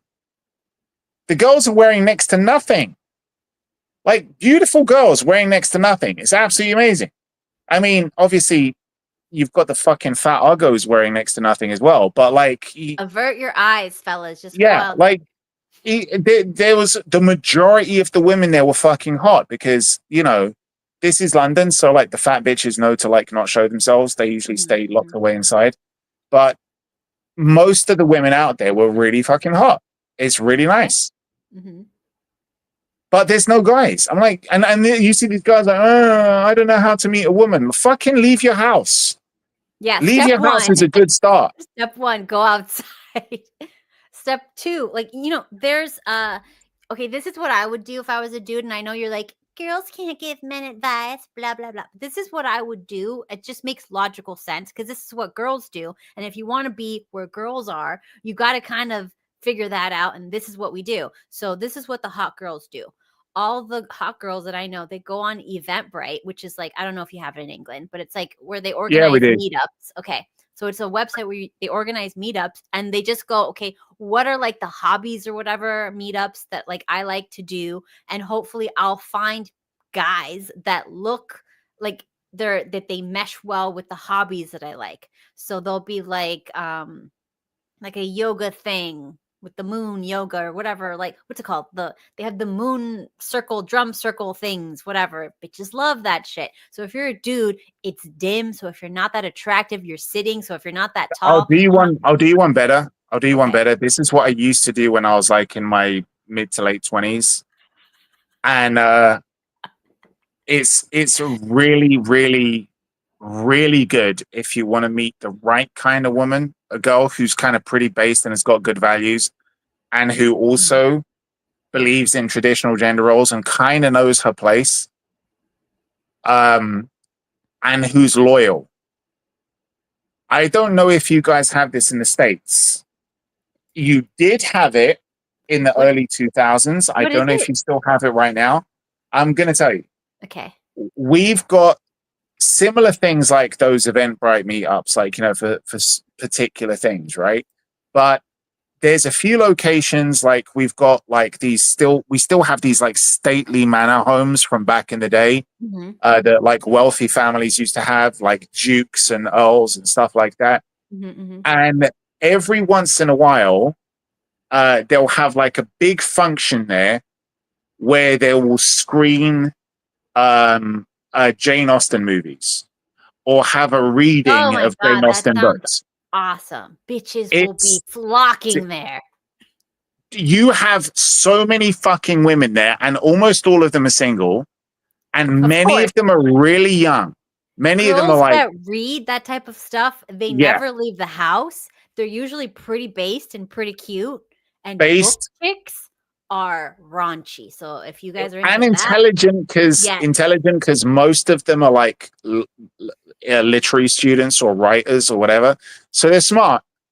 But a girl who reads Jane Austen like most guys who won't read books written by women are gonna they'll have an idea about Jane Austen. So they Pride and Prejudice, Sense and Sensibility. Fucking pay attention to that story. Mm-hmm. Pay attention to that story. If a chick sees that story and likes it, this is a chick who knows traditional gender roles. Okay? And the thing that you need to understand, which is why most guys switch off of Jane Austen when they're in school, is because in England, we read that in secondary school, right? We read that at the age of like about 13, 14. Yeah. And we don't know at that age, if you're not smart, which most guys unfortunately aren't, when you put a book in their hand at that age. But the thing is that guys will read it the wrong way. They don't understand that you're supposed to read most of it as sarcastic. Okay.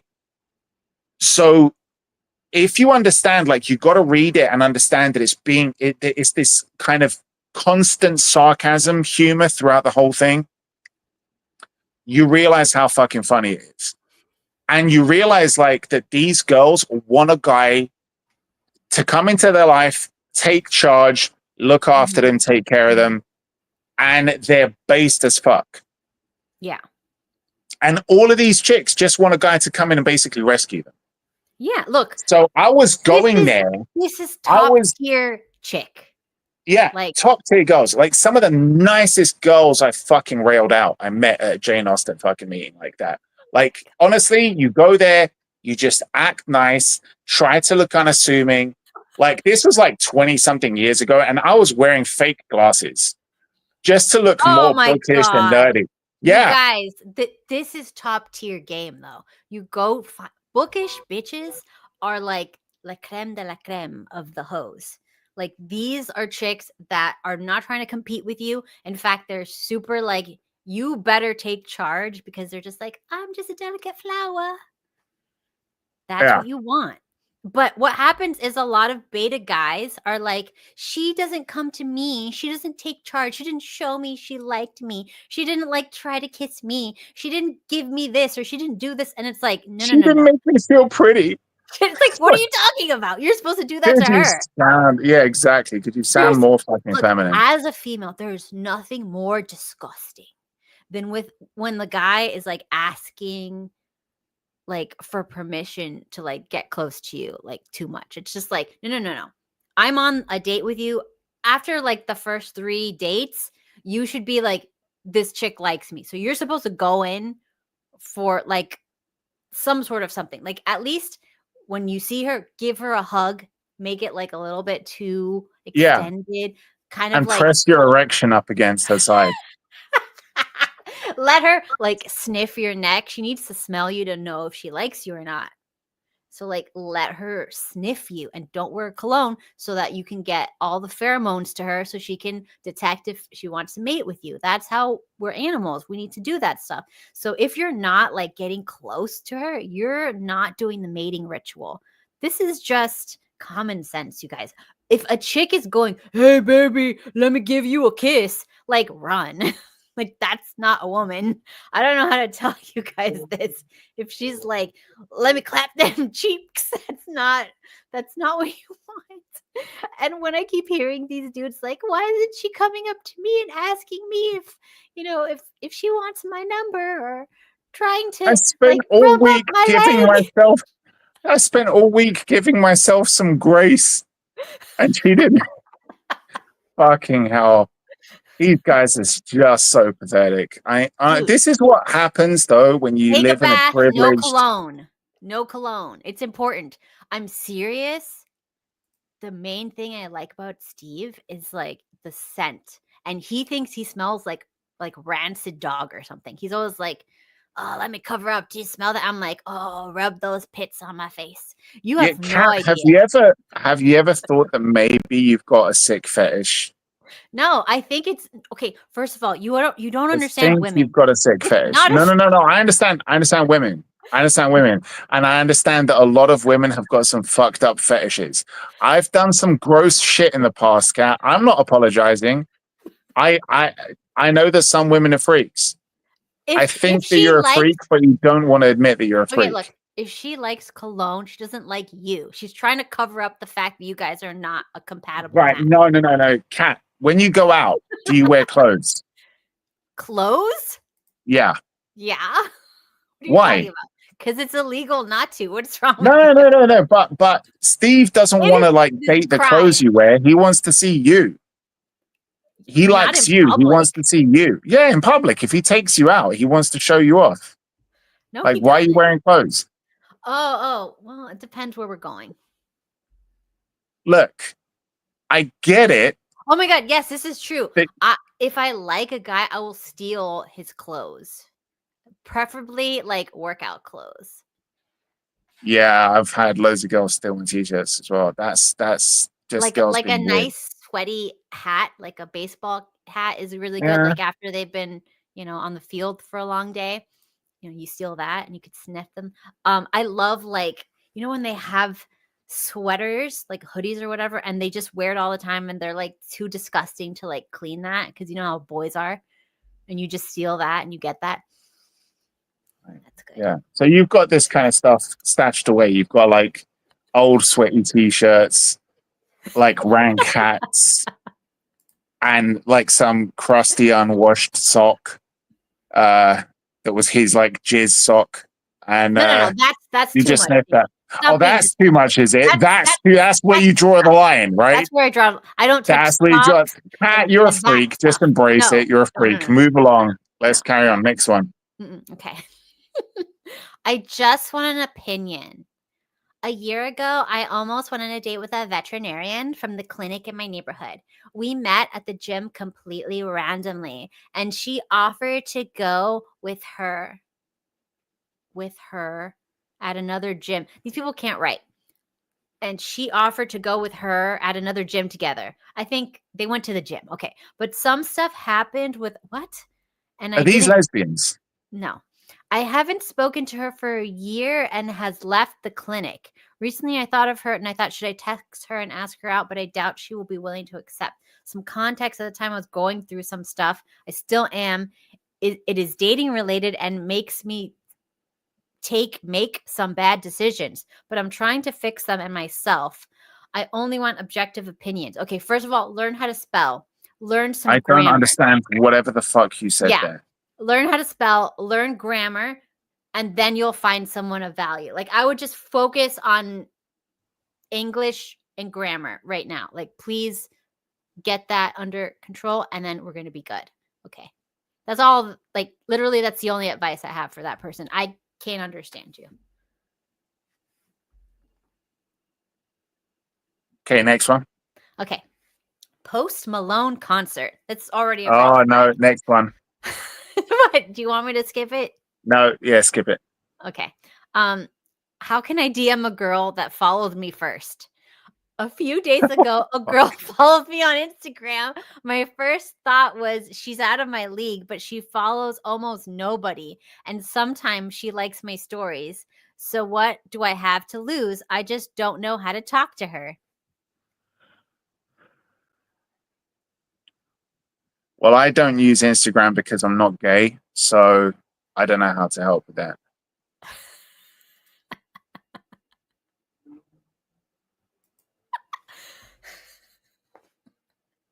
I mean, this is crazy. It could be a bot. This poor guy. I mean, I get a lot of female bots, fake female accounts, and they're bots. They're just like wouldn't they be following more than one person though?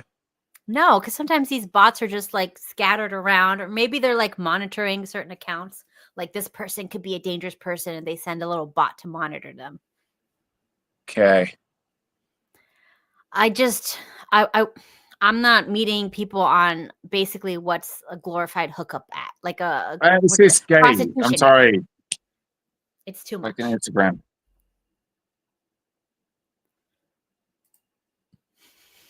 Okay.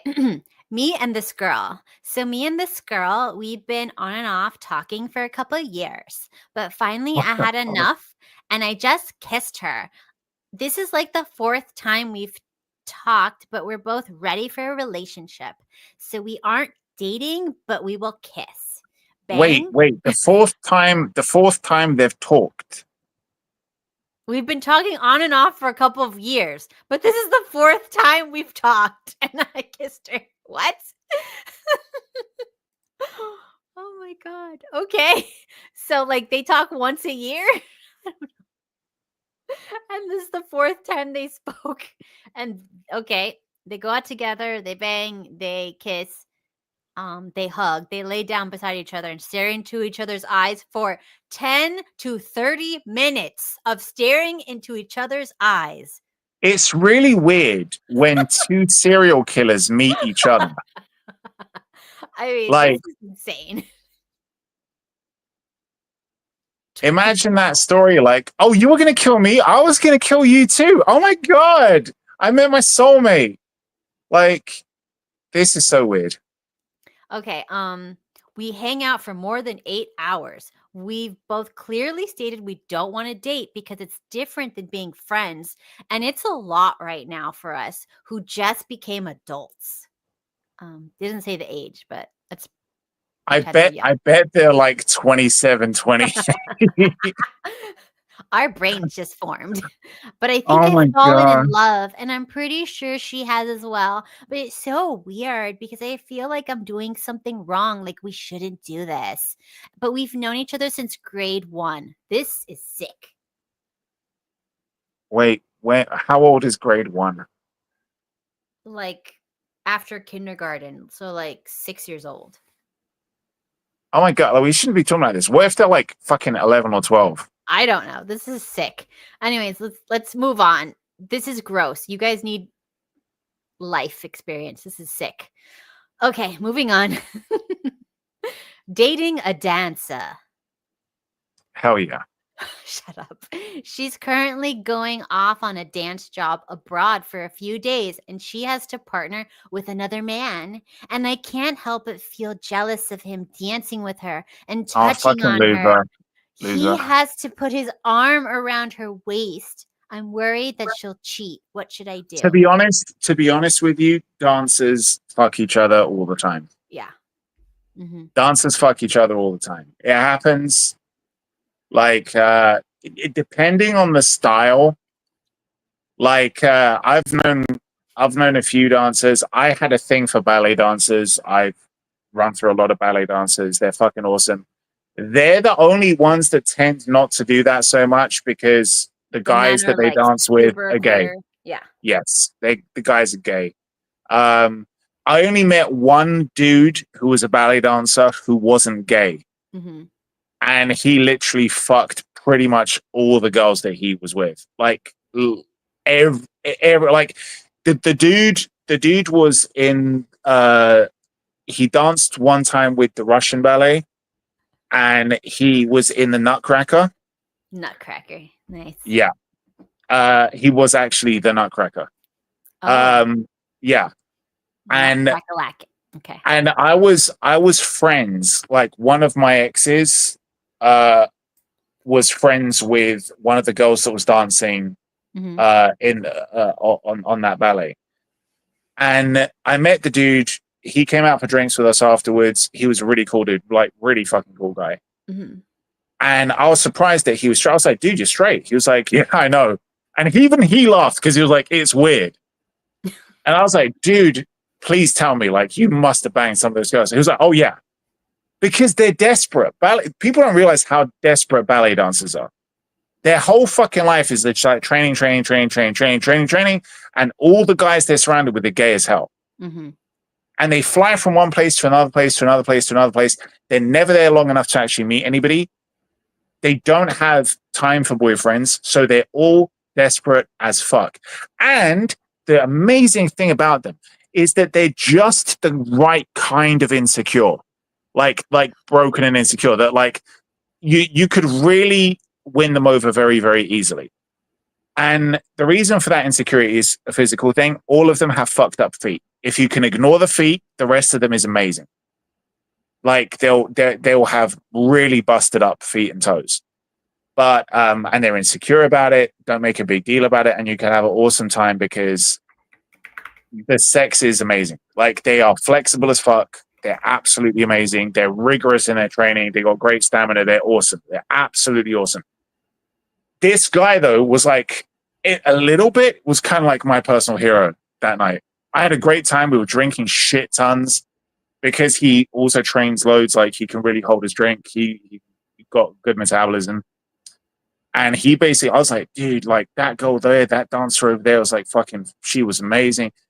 And yeah, he basically fucked every single one of, do you know the Dance of the Snowflakes? It sounds funny, but no. Like if you watch the Dance of the Nutcracker, Snowflakes. yeah, No. in the Nutcracker, there's one scene where they have dancers like simulating like snowfall, and they're these girls who are dressed like little snowflakes, right? And it's like a really well choreographed. If you look at the Russian ballet, the English National Ballet does a good one as well. But there's like anywhere from about like 12 to like 30 of these ballerinas who are like all dancing, like moving diagonal lines through each other, like really fast, really well choreographed. This dude banged every fucking one of them. This dude bagged every fucking one of them, and like a whole bunch of other ballerinas that was in that show. Mhm. Yeah. Sidetrack, but fucking awesome. So, yes, at the end of the day, if this dude's girlfriend is a dancer and she's traveling abroad, she's fucking other people, especially her partner if he's straight. If the dude's straight, she's fucking him. Mhm. Oh, Tacticus, yeah, gymnasts.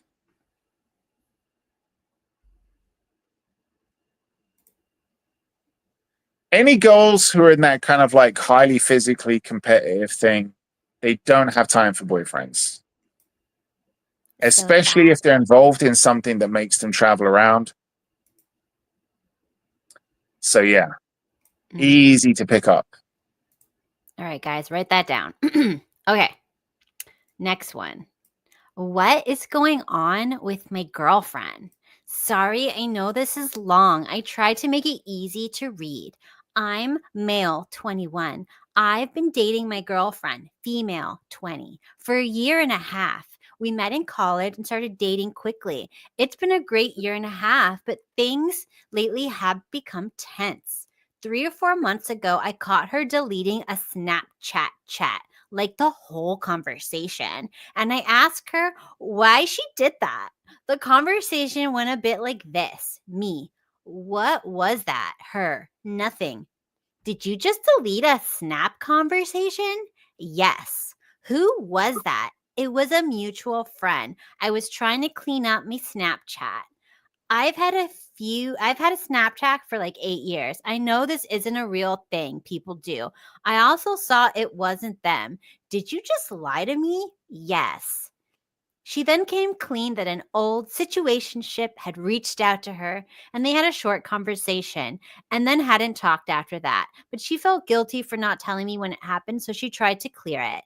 Initially, the story doesn't sound super outrageous because I understand miscommunication happened.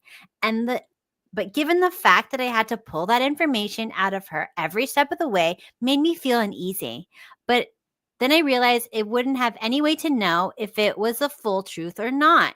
This shook things up for us. But then I got over it. Lately, things have heated up more, though. We got in arguments about stupid stuff all the time. It doesn't, it always derives from me doing something that isn't inherently bad, but she makes into a big This thing. is already obvious. This is already obvious She's cheating. of what's going on. Cheating. She's cheated and she wants to break up with the guy, but she doesn't want to be the person to end the relationship. Yes. That's it. She cheated with the guy. She's probably still fucking the other guy on and off, and she doesn't know how to end it with the person that she's with. That's all it is. Okay, but let's hear the whole thing because it could be interesting. I don't know, maybe it could be fun. For example, yesterday she's tidying up her room before we went somewhere, and I was doing her dishes and cleaning her kitchen while she did that. We went into her room and was like, "Are you ready?" And she said, "Yeah, give me a minute." So I went and sat on the couch to put on my shoes and wait for her. She started slamming shit around and then started an argument with me because her trash can in her room was full and her cat's food was empty and I didn't fix those. I tried to tell her I just hadn't noticed and was really sorry and that I would be happy to do that stuff for her, but sometimes she just needs to ask. So basically, we're like, I can't hold your hand and do everything for you. You just need to look around and do stuff too. Anyways, I was super angry and eventually I cooled down and conceded and I was like, you're right. I understand where the frustration came from. I should have been more proactive. And then that was that. And then this is how every argument goes. I know I'm not perfect. I know I have to apologize and fix things a lot. But I feel like I'm always coming out on the bottom when there's an issue. I just have to he's roll definitely a over for bottom. her. Hold on. In addition to these type of arguments that have a couple times a week, we've had other issues. We very seldom are intimate anymore. We used to frequently, several times a Because week. she's fucking someone else. But in the last 6 months, we've had maybe like 10 times total. They happen roughly every 2 weeks. Every time I bring it up, it makes her uncomfortable or she just doesn't know and she doesn't want to. I've had an issue recently with looking at her text, which I know isn't cool, but like, I'm just a guy. She had been talking to one of her friends and how some guy at the club that they all the time go, he's so fine. They just joked about how she is scared to talk to him.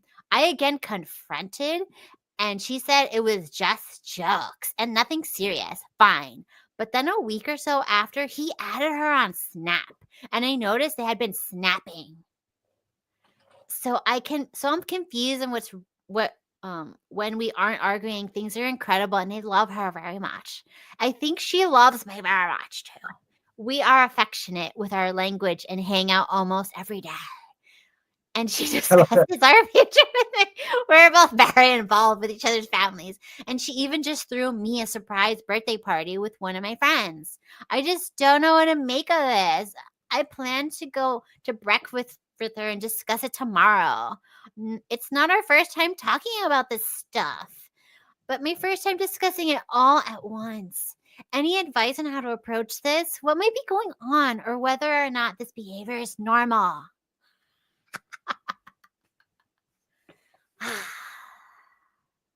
Yeah. She's fucking the other dude. Oh my God, she hates him. He's like, I love how he's happy that she threw him a party when it's so obvious that she did it out of guilt. Because of his friend. His friend was the one that went to her being like, are you going to make him do a party for him? Oh, yeah, we need to do that. Dude, a friend? She invited a friend? That means one person? Yeah. Oh, God. Okay. This is so not cool. Move on. Anyways, would this be a good idea? So I've been going to the gym for a while now. I see this cute girl. She's always been smiley and Wait, is friendly. this the same dude? No, this is a different one. What? Don't do the same voice then. Okay. So, I've been going to the gym for a long Oh, while God. now. So it's a trans I woman. see this cute. I saw this cute girl. She's always been smiley and friendly. I've usually been in a relationship except for the past while, and she's been friendly, and I invited her to get some food. She said yes, but we haven't gone yet because we don't have any way of communication or anything, just the gym. Went to the same high school. She's a grade higher. Now we're both in college. I found her Instagram while scrolling, and I wondered, would that be weird for me to just pop a message? And I'm just like, if you're still down to have some lunch, I can meet you Sunday or pick you up or whatevs. Or would that be a bit much, considering we didn't talk in high school and we don't talk a lot now? Yes. I would say this is just me. As soon as I find out she's got an Instagram, that's it. It's over. Red What flag. does that mean? I wouldn't go with a girl who's got any kind of shit like that on her phone. She got I have an Instagram, Instagram Snapchat. hooker. Yes, don't and have- I'm not fucking you. You asked me earlier, and I was like, Pat, no. Even if it's okay with Steve, you're not my type. I'm sorry. But no, like why would you go? Don't make your life impossible. A girl's got an Instagram, you're never gonna be able to compete with that. I think it Like- depends what the Instagram is, what's on it. Maybe if it's like business related, Or what fair if she enough. just posts food or, you know, No, like, why the fuck are you posting food? maybe she likes to show to her bitchy friends that she Yeah, can thank eat. you. Yeah, she likes to show off stuff. She needs the attention. And you're Everybody never needs attention. no All no. female beings. But it depends Part on of what a man's attention. job, if he has a girlfriend, part of a man's job is to support the woman. And apart from financially supporting a woman, the man has to support a woman in two ways. Mhm. Number one, to fulfill the love requirement, to show her love. Number two, to fulfill the intention requirement, to show her some kind of attention, right? Now, Mhm. if you've got a girl who's got fucking Instagram and You're she's not giving her attention. you're never going to be able to compete with all those likes. She puts What a if picture she up and gets she no starts likes? getting no. No. You're going to Damon, have likes Damon, out there. Damon. I don't have any likes on my Instagram. Yeah, but that's Don't- because nobody likes you, Kat. Exactly. So if nobody likes you, it's okay.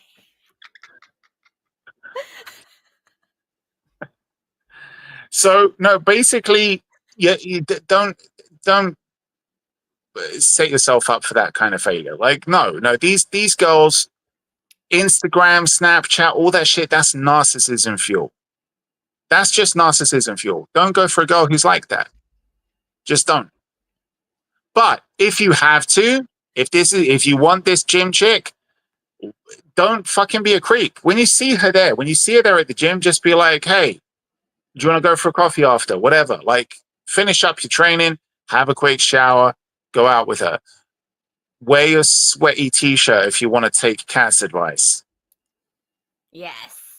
No. If you're working out, you should be good and stank. That's actually, that would be great. Mhm. Yeah. You need to go to like classy gyms to meet like classy. Go to the girls. gym, 2.5 hours on leg day. Kat would just suck your vinegary dick right after.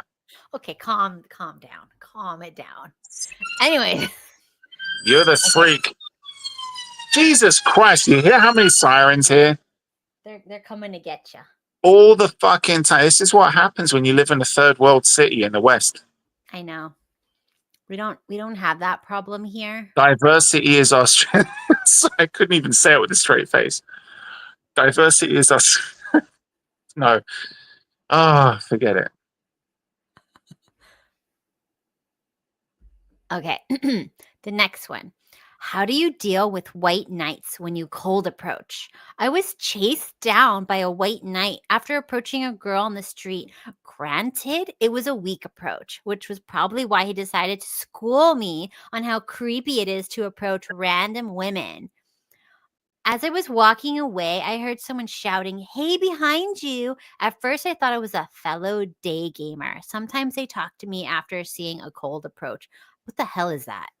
Day gamer. Is this like some terminology I don't know? A fellow day gamer. Guys that like have game in the daylight? What is this? I don't know. I'm not a faggot. Okay. Anyway, sometimes they talk to me after seeing a cold approach, but I knew he was not it. After he starts asking me, "Are you on the apps?" And I was like, "What's it to you? Do you care?" He proceeds to school me on how it's creepy to approach women and was starting to get angry. This one happened once before in many years of doing cold approach. This is okay. So I watched for a review. I watched James Gunn's Superman, and the story that you're describing now is making me think that this is what James Gunn's Batman is going to be like. Batman's going to be some fucking loser who's just going to save women from being from receiving unwarranted and unsolicited compliments in the street at nighttime. That's how weak this is gonna fucking be. This is what guys think heroes do. It's like school some other guy for trying to approach a woman. Oh my It's god. just cringy. It's just stupid. Okay, one time I was at the grocery store. How are these losers gonna be fucking in the next 100 years? They're not. They're not. This is I feel honestly, like uniting type I feel guy, like the Matrix is gonna come true. This It is what's going to already is. happen. This Even is the plugged in. future of how we're going to reproduce. No, everyone's going to be in a pod, and you're going to have machines just doing IVF on people while they're locked in a pod, living a simulation. That's what's going on right now. This is how humanity is going to die out. Humanity is going to die out because the LGBTQ agenda is going to win out, and everyone's going to be too fucking queer to know how to fuck properly. Dude, let me tell you something. Gay dudes have game. This is not a gay problem. This is just a scared of women problem, which is like No, they the don't know. least scary. Gay dudes are the most afraid of women. Gay dudes don't have game. Okay? I feel like they do. I've seen the game. No. In a game, if it's a game where you need to put balls in holes, these guys don't know what the right hole is. So they don't have game. They're close, Daemon. You can give them that. They're close. They didn't make it, but they're close. Anyways, so yeah, like I would just not care if somebody's like, oh my God, don't talk to women. I'd just be like, you're an idiot. And I would just like ignore them. And I would just keep doing it. I just keep talking to women. The next woman walks up like, hey, honey, you looking good. Do you want to go get some coffee? I mean, obviously I'd be in jail as a man, but I would still try. I don't give up. I would be more like I'm a very peaceful kind of gentle giant guy. If I made a move on a girl and some fag comes up to me and tells me, you can't go and talk to her, I would knock that fucking guy's head off. I'm sorry. Much. Okay. But who the fuck are you to come from? Sorry, I don't understand. What the fuck? And I don't even understand half the language these pussies are using. Yeah. Like, some day game of this and that. Like, who the fuck talks like that? Where the fuck did this happen? They're all in the wrong. All these people seem crazy. The white knight guy seemed crazy. The guy with the game talk seems crazy. And we all know what the fact is. The fact is that white knight dude probably came in there just to try and look good to the chick anyway. And he'll turn around straight after and try and make a move on her as well. Yeah, the white knight guy was his version of game. The other guy was at least going to talk to the women. So it was just like ridiculous. It's all insane. It's like you're supposed to talk to people, and anyone who's stopping you from talking to someone, their intentions are to try to like block you, because if they feel like if they block somebody else, they get attention put on them. They look good, but it's not really true. Like women will just like use people like that. Useful idiot. I think the fact that this guy knows all of that terminology is kind of a good indicator that he is actually a bit of a creep, though. Yeah. Day gamer. Anyways, next one. I'm a 20 male. I like this girl, but she does not seem to want to initiate anything. It's the same bullshit. I need some advice. I'm a 20-year-old male. I like this girl I met in church a while ago. I stopped talking to her at a time because I had a girlfriend 2 years ago. Fast forward to now. I've been talking with her for 3 months. She doesn't seem to initiate anything. I haven't told her yet that I'm interested in her. I'm feeling a bit confused about what to do. We hung out together a couple of days ago. We had a good time, but when she texts me now, she doesn't initiate anything or text me first. I have to text first. I'm curious if I should tell her how I feel, give it more time, or just take a step back. We still have great conversations when we text about college or anything like that, but regarding hanging out, I only ask, and I'm really good friends with her family, but it seems like the effort is only coming from my side. Sorry if it's a little jumbled. Curious what I should do. This guy's a beta. Yeah. No. The effort should be just your side. You are the man. You pursue. She is the gazelle you need to hunt. What is going on here with this generation? She doesn't Yeah. seem interested in me. No. You tell a woman who she's interested in. That's what men do. Men go, you like me. Let's go on a date. This is queer Disney's agenda come to fruition. Yeah. Okay, this is the world that Disney created, with men lying in a coma on a bed, being someday my princess will come, and that's basically it. Waiting for Princess Charming to come along and kiss them and wake them up. Dude, there is no Disney movie where like the chick goes and like finds a dude that's like sitting there quiet and says, "You're gonna be my man." That doesn't even exist. It's so ridiculous. But this is it. No, this is what Disney. These are the films that Disney is slowly working up to making. Okay, and I guarantee you, they're going to buy up all the fucking franchises, and they're going to gender swap everything to create a completely queer society. You're going to have a remake 20 years from now. I'm calling it. I'm calling it right now. Disney's going to buy up all the fucking properties out there, and you're going to have a remake of Terminator 2 with a female Terminator coming over to some scared fucking dude in a lunatic asylum being like, come with me if you want to live. And it's going to be a female Terminator coming to rescue some crazy dude who's like, who needs saving. This is what they're going to do.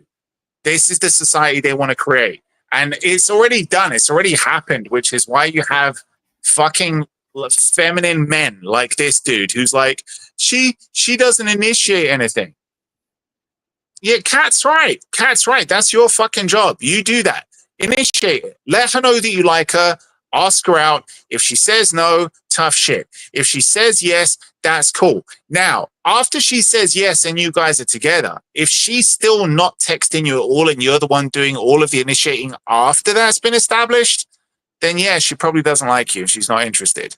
No, I would even say like it's the guy's job to initiate conversation, to like initiate like, when's the next date going to be? No. Once you're a couple, the problem is that the woman doesn't fucking stop texting you. So if she's still not texting him after they've established that they're a couple, then something is wrong. Because the texts that you get are like, you'll check your phone and you've already got 5 texts, and the last text will be like, why the fuck aren't you texting me? What's wrong? Like, so yeah, you get nothing but texts after it's established that you're a couple. Well, but up until that point, do that personally. But sorry, I don't personally do that. I don't like text people constantly because I feel like there has to be some sort of mystery. I don't know, like it's a little much. And Steven actually liked that because when we started dating, he would tell me about how like these girls would just annoy him all the time, and all his exes would just like text him, and he'd be busy and he'd be trying to work, and then they'd start fights because he didn't text them back immediately. So then I was just like, Steve is proving my point. Why? that this is what girls are like. Yes. So anyway, so he's like, I hate that. So then like I just never texted him. Oh, Daemon left. He'll be back. But anyway, so I just never texted him, and he would just end up like going, wow, that's so relaxing that you're not constantly texting me all the time. And then he learned that if he wanted to see me, he would have to text me, and then boom, I would always reply. Okay, what is this?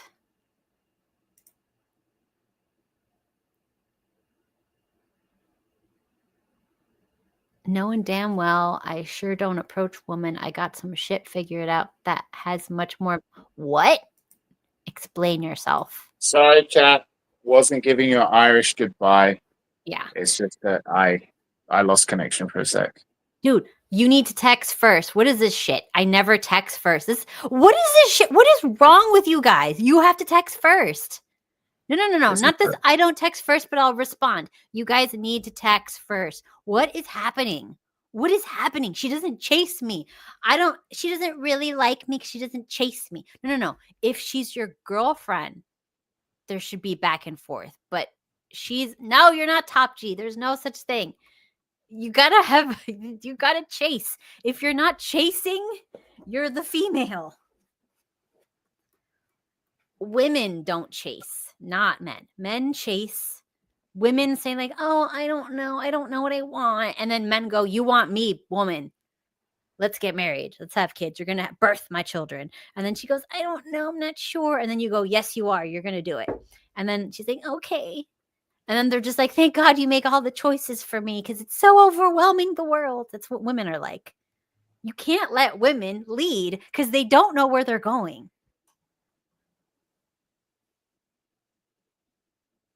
No. This is true. Women don't know shit. Yeah. Never, ever. If a woman is leading, you are in a lesbian relationship. It's not going to end well. It's okay if there's two lesbians and you're the other part of that. Yeah, but then you got to lead two women. That's like herding cats.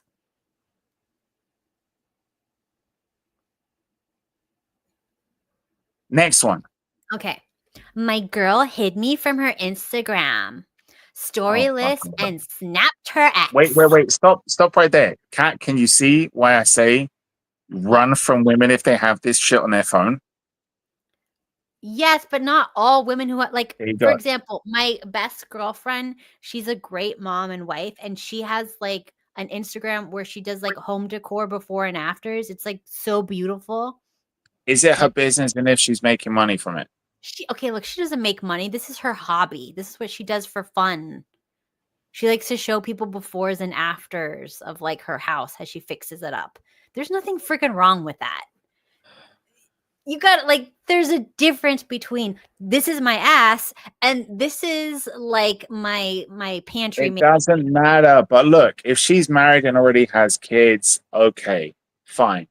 If she was single and doing that, no, it's just a headache.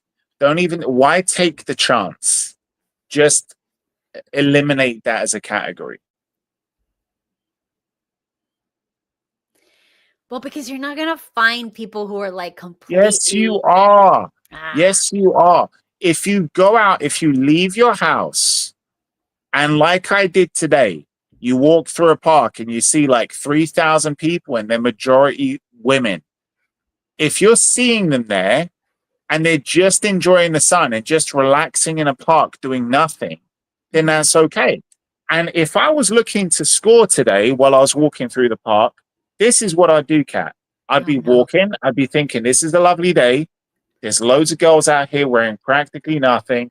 Sun shining. I'm walking through there and people are just enjoying nature, enjoying being outside, enjoying the sun, sunbathing, enjoying themselves, chatting to each other, having conversations, doing this.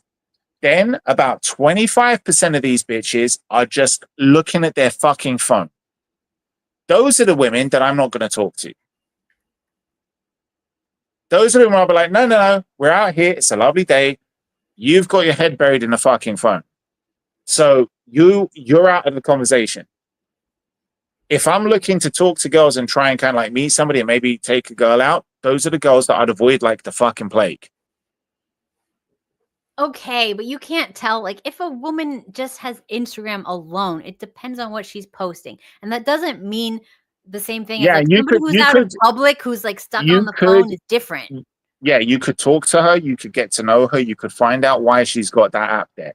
You can listen to her explanation, you can question it, go through the whole kind of dialectic with her about to see if it's a genuine reason, if it's worthwhile, and then see how you feel about it, and then go out with her a few times. Maybe see her activity on it, see what's going on. But you could also decide to not waste your fucking time and find a girl who doesn't have that shit on her phone to begin with. Well, that's nice. I'm just saying it's limiting in the modern era to be like, know this. I think it's more like have some discernment. What is she trying to attract? Like, what is it for? Is it like a hobby? Is it a business? Is it trying to connect with friends and family? Is it? Don't forget, this is a girl that you're not going to know. You're just getting to know her. So already that trust hasn't been built up yet. Well, I know. That's why you have to date. Like, you can't go from like stranger to I know everything about her just in the beginning. Like, you're making there's not that many people in the world that are willing to talk to most people. So you can't just like eliminate everybody immediately. Like, People who are like single for decades shouldn't have 50 million red flags. They should be like, look, let's give people the benefit of the doubt before I start like saying, no, there's nobody good. Kat, you just said men should be leaders. I'm just saying they should lead a woman who doesn't have Instagram. Or if you're going to get with a girl who has Instagram, lead her into deleting that shit off of her phone. I mean, that's fine, but like there's a lot of girls who are on Instagram and like if you told them to delete it, that you don't feel comfortable, they would be fine with that. But you don't know if you don't ask. And also that's like a pretty good gauge of whether or not she likes you. Yes. I'm just saying that we know that women want attention. We know that women want a guy who's going to be there for them. We know how much women complain if they're with a guy and she's like, oh, he plays video games. He does this. He's got. Meanwhile, you've got your head buried in your fucking phone 24 hours a day. Dude, but you're doing the stereotypes of women who have an Instagram. Like they're all on their phone all the time. Yes. You're saying, but what if they post food? Well, if you're taking the fucking girl out or if you're making the food for her, and this is going to be an intimate time with you and the girl, and she's taking that and sharing that shit with all of her fucking followers. I'm sorry. Am I dating you or am I dating everybody on your fucking phone? Yes, but as a man, that should be the conversation that you have. Look, we're out. You're not doing that with me. Yeah, and I'm just pointing out the fact of how much shit you could spare yourself if you make sure that she's not the kind of girl who's going to have that. You have to understand. Why are you defending shitty women, Kat? Because I'm just saying this is socially acceptable to women. Most women don't have male friends, don't know how men think, don't go. Porn is socially acceptable to a lot of men as well. Yes, that doesn't make it right. Of course, that is not right. But you also have to like realize that people are not living in the perfect world. Most people don't have anyone to teach them these things. Most women don't have decent fathers. Most people have beta male, uninterested fathers. They're like, whatever you want, honey. That's none of my business. I don't care how you live your life. That's the majority of fathers nowadays. So they have no guidance. They have nothing. All their friends are doing it. So they're like, let me just get an Instagram because everybody's doing it. They don't have ill intentions. They're not out there being flown out on yachts. They're just like, I just like to post my food or like my decorating or whatever, or like my paintings or whatever hobbies they have, and they're good people, or like what book I'm reading or something stupid like that. You have to have discernment what is a red flag and what's not, and you can't make blanket statements, especially because most guys don't have options. They don't have infinite options. So you're like basically saying every chick is a red flag, so die alone. That's what I hear.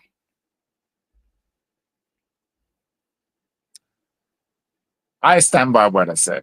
Okay, but I stand by what I said. You got to have discernment. You got to be, why is she on there? Is she willing to get off of it? I think that a lot of people saying like, oh, most men don't have options are why a lot of guys are tolerating this shit that they shouldn't be tolerating. I'm not saying tolerate it. I'm saying that these women don't have. You are saying tolerate it. I'm saying just because she has it doesn't mean she's automatically a red flag. You need to dig a little deeper. Just because she has a high body count doesn't automatically mean that she's a slut. That's not the same thing.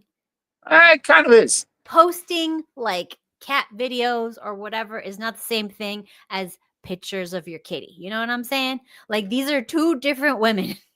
You need to have discernment. You can like the thing with people when they overgeneralize, and you get mad when I say everyone's a narcissist, and you like try to tell me not everyone's a narcissist, Kat. Fine. This is my, like, not every girl is a hoe. Not every girl is a hoe just because she has an Instagram. What is she posting? Is she posting her holes, or is she posting something that's very benign and not offensive? But no, we know that there's loads of girls that will low-key try and get that hit, fuel their ego and their narcissism, whilst trying to pretend that they're not. Okay, there was a girl that a friend of mine was interested in. He was showing me her Instagram, right? Mm-hmm.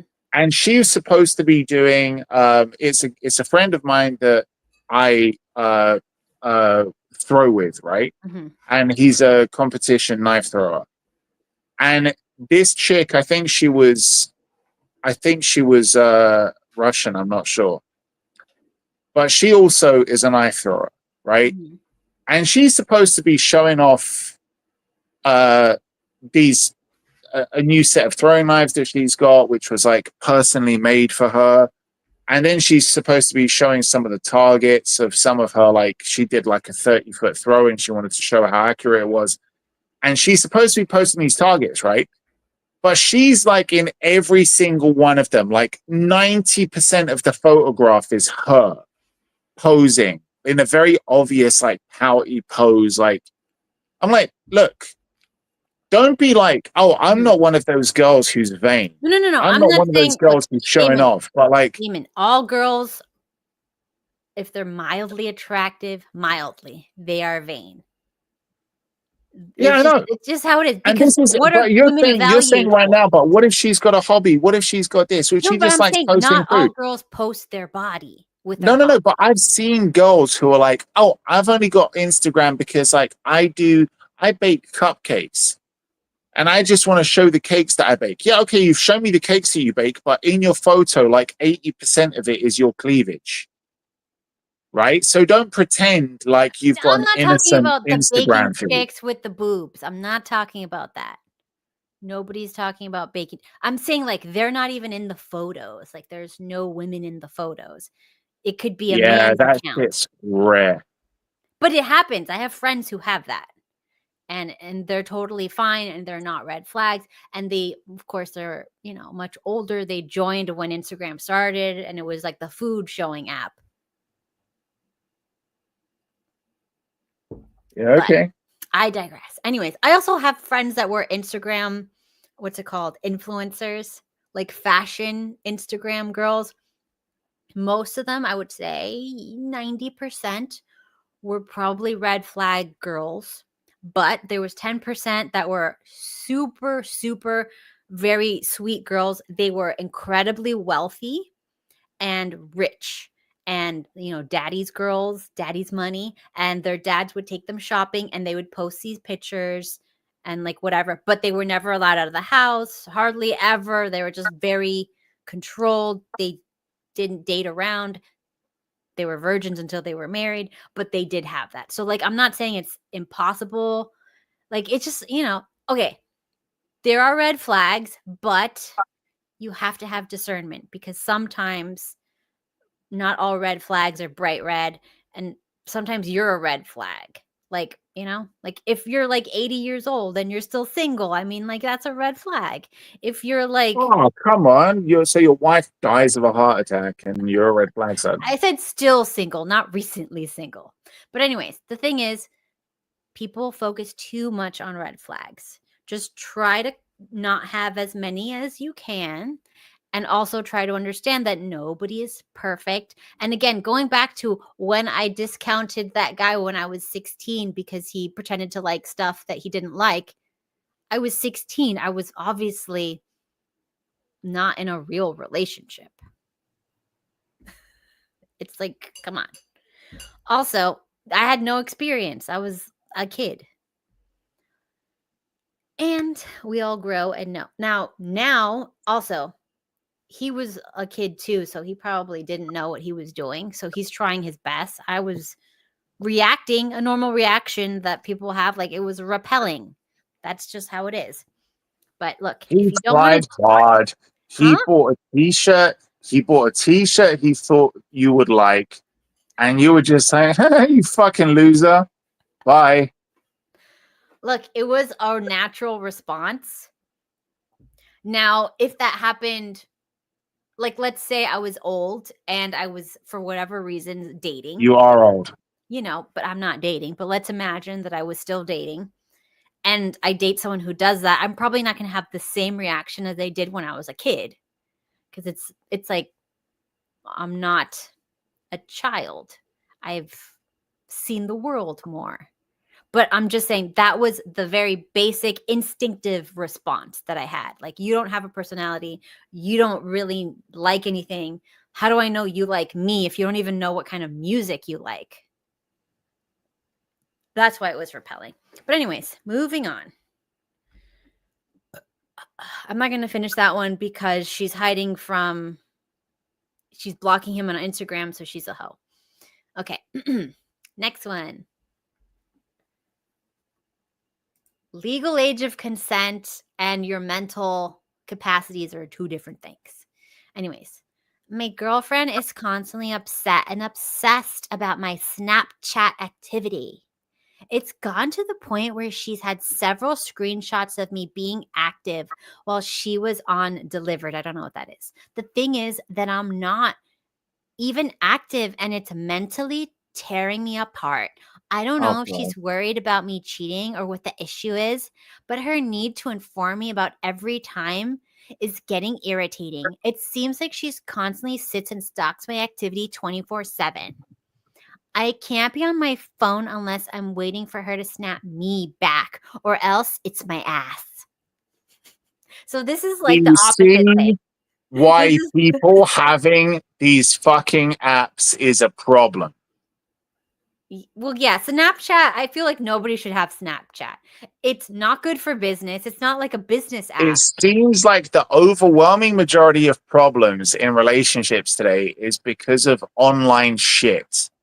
Well, Just eliminate that shit from your life. okay, ideally, yes. So, but if somebody is single and they've never heard that before, they don't know any better. They don't know anything. You have to give them the benefit of the doubt and say, hey, I don't date people who have social media. If you want to date me, would you be comfortable with deleting your social media? Or is that, like a boundary for you? Because I need to know now before I get invested. And then you see what they say. If they like you enough, they'll get rid of it. If they talk about that's controlling, you know what kind of person they are. Because for me, I prefer controlling people because that means that they like me in my mind. A little bit controlling is good. Going, I don't care what you do, where you go, who you talk to, whatever. It's like, that's like not a good feeling for a woman. Like, I don't care where you are. Like, it's not my business. It sounds like one of those dads that is very liberal. Like, whatever you want, honey, just go wherever you want. I'll just, yeah, you do whatever you want, queen. If you want to bang someone, that's your body. I don't want to know about it. It sounds like, have you seen like the interviews with that Insta whore, the young one that makes like $5 million a year or some retarded stuff?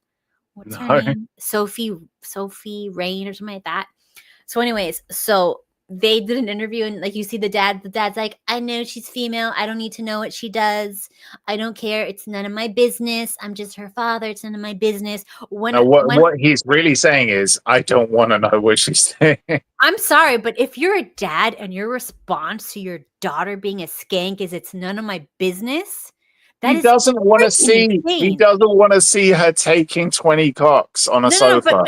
But still, it's not even that. It's just like that is such a liberal point of view. That's her body. That's her business. I don't want to know about it. I just ignore it. I just put it out of my mind. That is Okay, such a liberal guy. here's a wild take. Here's a wild take, right? I was talking with some of my friends. We were all drunk. Uh-huh. And one of them was talking about that. Oh, God, who's that worn out slag? Bonnie Blue. Yeah. Right? Mm-hmm. And she was saying in an interview how her parents are so proud of her. I was like, what the fuck? Yeah. And then you see there was a bit of a video showing her family. Yeah. And they were kind of like talking to each other. The dad looked like a shell of a man. Dude, because his wife probably says you're not allowed to have opinions, it's her body. Yeah. And he goes, yes, queen. Whatever you say, queen. So basic. Well, he's English and he's white, so I don't think he was like, yeah, queen.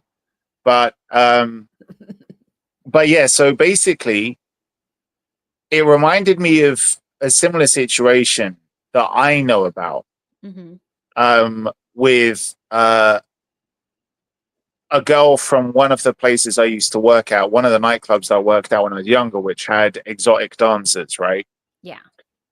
And her dad was like really disappointed about what she did. Yeah. And this was a place where, funnily enough, the majority of the dancers were just dancers. Mm-hmm.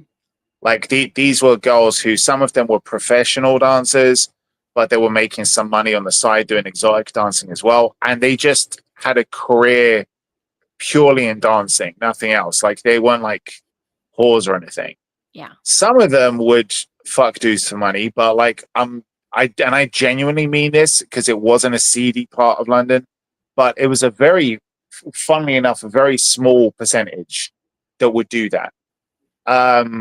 So basically, this girl's dad would come over a few times and was like heartbroken that she was working here and doing that. And I was thinking to myself, like, shit, what would I do if I had a daughter who was doing this kind of shit? Mm-hmm. How would it affect me? Especially if, like, I was concerned and I was thinking maybe she's fucking these dudes for money, or like, what, you know, how would I react? What would I do? And I immediately kind of, part of me decided, and I was young at the time, I just thought she'd be dead to me. I'd cut her out of the family. That's it. You're done. You're dead to the family. Like, I'm disowning you. The thing is, Damon, But if it gets to the point where your daughter is doing this, you have failed as a you father. failed. Yeah, This yeah. is You failed as a father, definitely. the father's fault. It's not the mother's fault. It is 150 million% the father's fault. The father either he put it in a woman who was crazy, he put it in the wrong woman, or he dropped the ball or he just said, I have to work a lot. I'm going to let the woman raise the children and not get involved, or like throws it on the woman. That's the worst thing you can do. The children belong to the man. They take the man's last name. Men have always understood this. Men have always understood this. Like, I know. No. Men still know this. Because you see guys who go to like strip joints, guys who go to like places where you have some girl who's a table dancer and she'll kind of come up to you and do shit with you in the back room. Those are the guys that like leave at the end of the day once they've got their happy ending and they're like, oh, thank God for deadbeat dads. Because they know that those deadbeat dads are what created these girls. So there's loads of guys out there who know, like, oh, I want to go for a girl who has got a fucked up home life with no father. Like, or a girl who's angry at her dad, because they know that a fucked up dad is going to create a girl who is a complete whore. Yeah. They know that. So guys do understand this. Guys, we've always known that. That's always been a kind of trope in that kind of story. Mm-hmm. But I think when we were talking about the Bonnie Blue situation, my friends and I, who were watching the video, noticed, look at the dad. The dad's just checked out. The dad has just checked out. And part of him looks like he still cares, but he doesn't know what to do. But that's just a weak man, period. Yeah, maybe it could be the case. No, that he was weak. Hang on. I haven't finished what I was going to say. Okay. What I was going to say was it could be the case that he was a weak dad, but now he's realized what he's created. And maybe part of him is genuinely thinking, how or can I at all save her? Can I turn her life around and stop her from doing this? Like, is it even worth trying at this point? No. And when we were wondering this, one of the guys said, what would you do right now if you were her dad? Like, what would you do? Do you think you could save her? Like, is there any way of like reining this back in? And a couple of the guys had like a few jokey things to say. Some of them were quite deep and serious. I'll do this. Like, I would put her on the spot in an interview right now. I'd say this or I'd say that, or like, you know, like people were wondering what to do. And they asked me. Now, I had a lot to drink at this point. I was drunk. But after I sobered up, I still kind of stand by this, because I think if there is any hope of opening this bitch's eyes and making her realize you need to stop what the fuck you're doing, the only way you could do that is by freaking her out or grossing her out. And me being very drunk at that point, when they were like, what would you do, right? Like, you know, like she's at home in the family. What? I'd be like, I subscribe to your OnlyFans, honey. That doesn't work. No, I said, because she came to London to visit her family, and she was staying in the family home. So she's like, I'm here with my family. You know, we're having like the holidays together as a family. Blah blah blah. And the dad's there, the mum's there. She's like, they're so proud of me, right? And I said, I'd make sure that I was in my room with the door wide open, and she walks in and sees me jacking off to one of her videos. Oh God. Yeah, but that doesn't work. I No, remember. No, honestly, if that doesn't traumatize her to the point, too late now. She's got if no that more. doesn't, no, but it's her father. It doesn't matter. It's he doesn't care. father. She doesn't care. It's too late. Once. Well, this was in the hypothetical. In the hypothetical, it was if you could still save her, what would you do? Like, what do you think would save her? And I think that unless she walks in on either her dad or her kid jacking off to a video of her doing that stuff, dude, let me tell you, she's not going to stop and question, holy fuck, what the hell have I done? Did you hear about that OnlyFans chick that was making her son film the scenes? I'm sorry, I was drinking. What the fuck? What the fuck? Yeah. Her son was filming her spicy scenes and stuff. Fucking hell, she's literally like, this is the family business, sweetheart. Get on board. Was he her fluffer too? I don't know, but like these women, they're dead inside. Women need a strong father. If they do not have a strong father figure that's very tough on moralities and values and teaches the amount of sitting down and conversations that my father had about morals and values, it was like pounded into my brain every day. Like he would just go like, if you take money for attention, you're this type of person. This is how your life ends.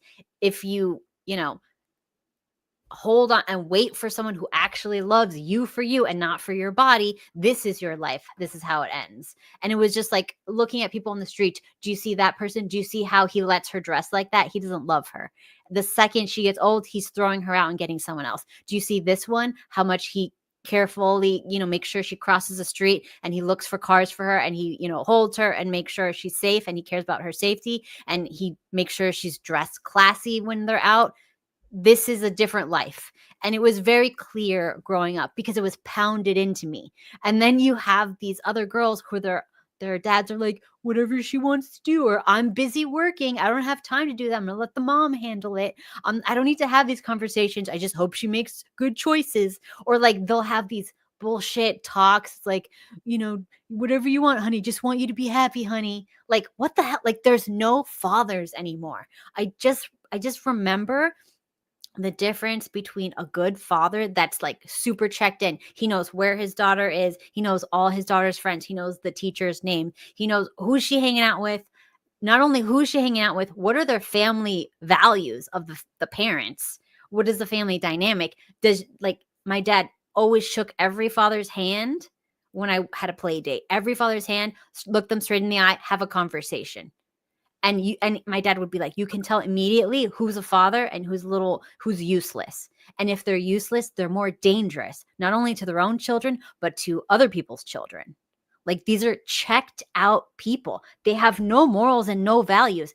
If you do not raise your children, you're letting society, the degeneracy of society and of women who just go by feelings and bullshit, raise the children. That is the tragedy of modern life. That's all. Yep. So I think we're good today. We have done our time, and yeah. Any final words on today's advice stream? Yeah. Don't look for girls online. Leave your house. Go out there. Interact with the real world. This is doing this shit online is just for fucking losers. I'm sorry. There's no other way to say it. Mm-hmm. Yep. And What else? What I never knew that having the basic ability of talking to somebody of the opposite sex in the real world face to face was going to be some kind of superpower in the future. Yeah, this is a huge thing. I'm also noticing there, and I think we should talk about this like more in depth another time. Like, men need to have female friends so they can talk to females. Have I not been saying this shit No. forever? I know you've been saying this. But I think we need to. And I get called a lunatic for it. Yeah. You get called, because this idea of that if a woman talks to you or wants to be your friend, she wants to have sex with you. I think we need to destroy that, because I think it's destroying men. The young men are like, if she looks at me, she wants to have sex with me. And then if she doesn't immediately want to have sex with me, I can't talk to her anymore. And it's just like, you need to be friends with women, because now you don't know how to talk to women on the streets. You can't communicate with an entire gender without thinking like porn brain. And that is a problem we have here. Women are people too, and it's okay to be friends with them.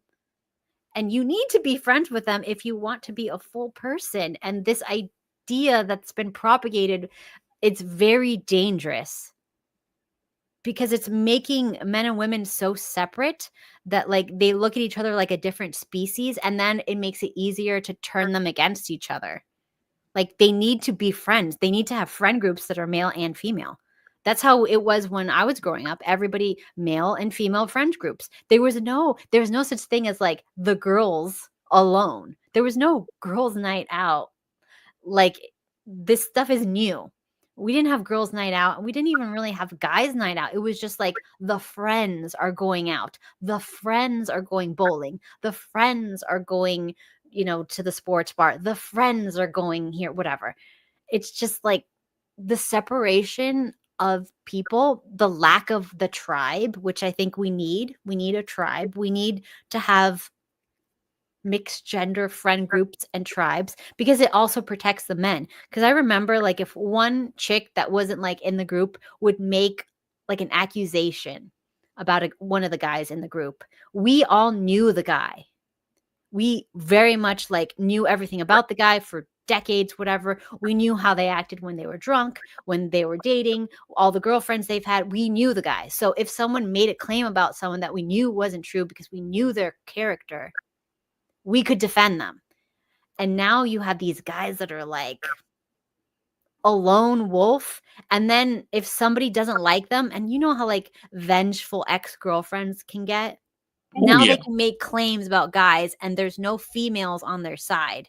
So this is a problem. This is a bigger problem than people realize, because this idea that women are just for banging and men are just for resources, I think it's on purpose to separate us, to make us hate each other. Yeah, you need to polarize men against women and women against men. Yeah, and it's just like, it's too much. There's nothing more threatening to a government that wants to have overreaching power, like big government, than a nuclear family, than a man and a woman who can support each other and who can raise their own kids. That's the biggest threat to big government. Mm.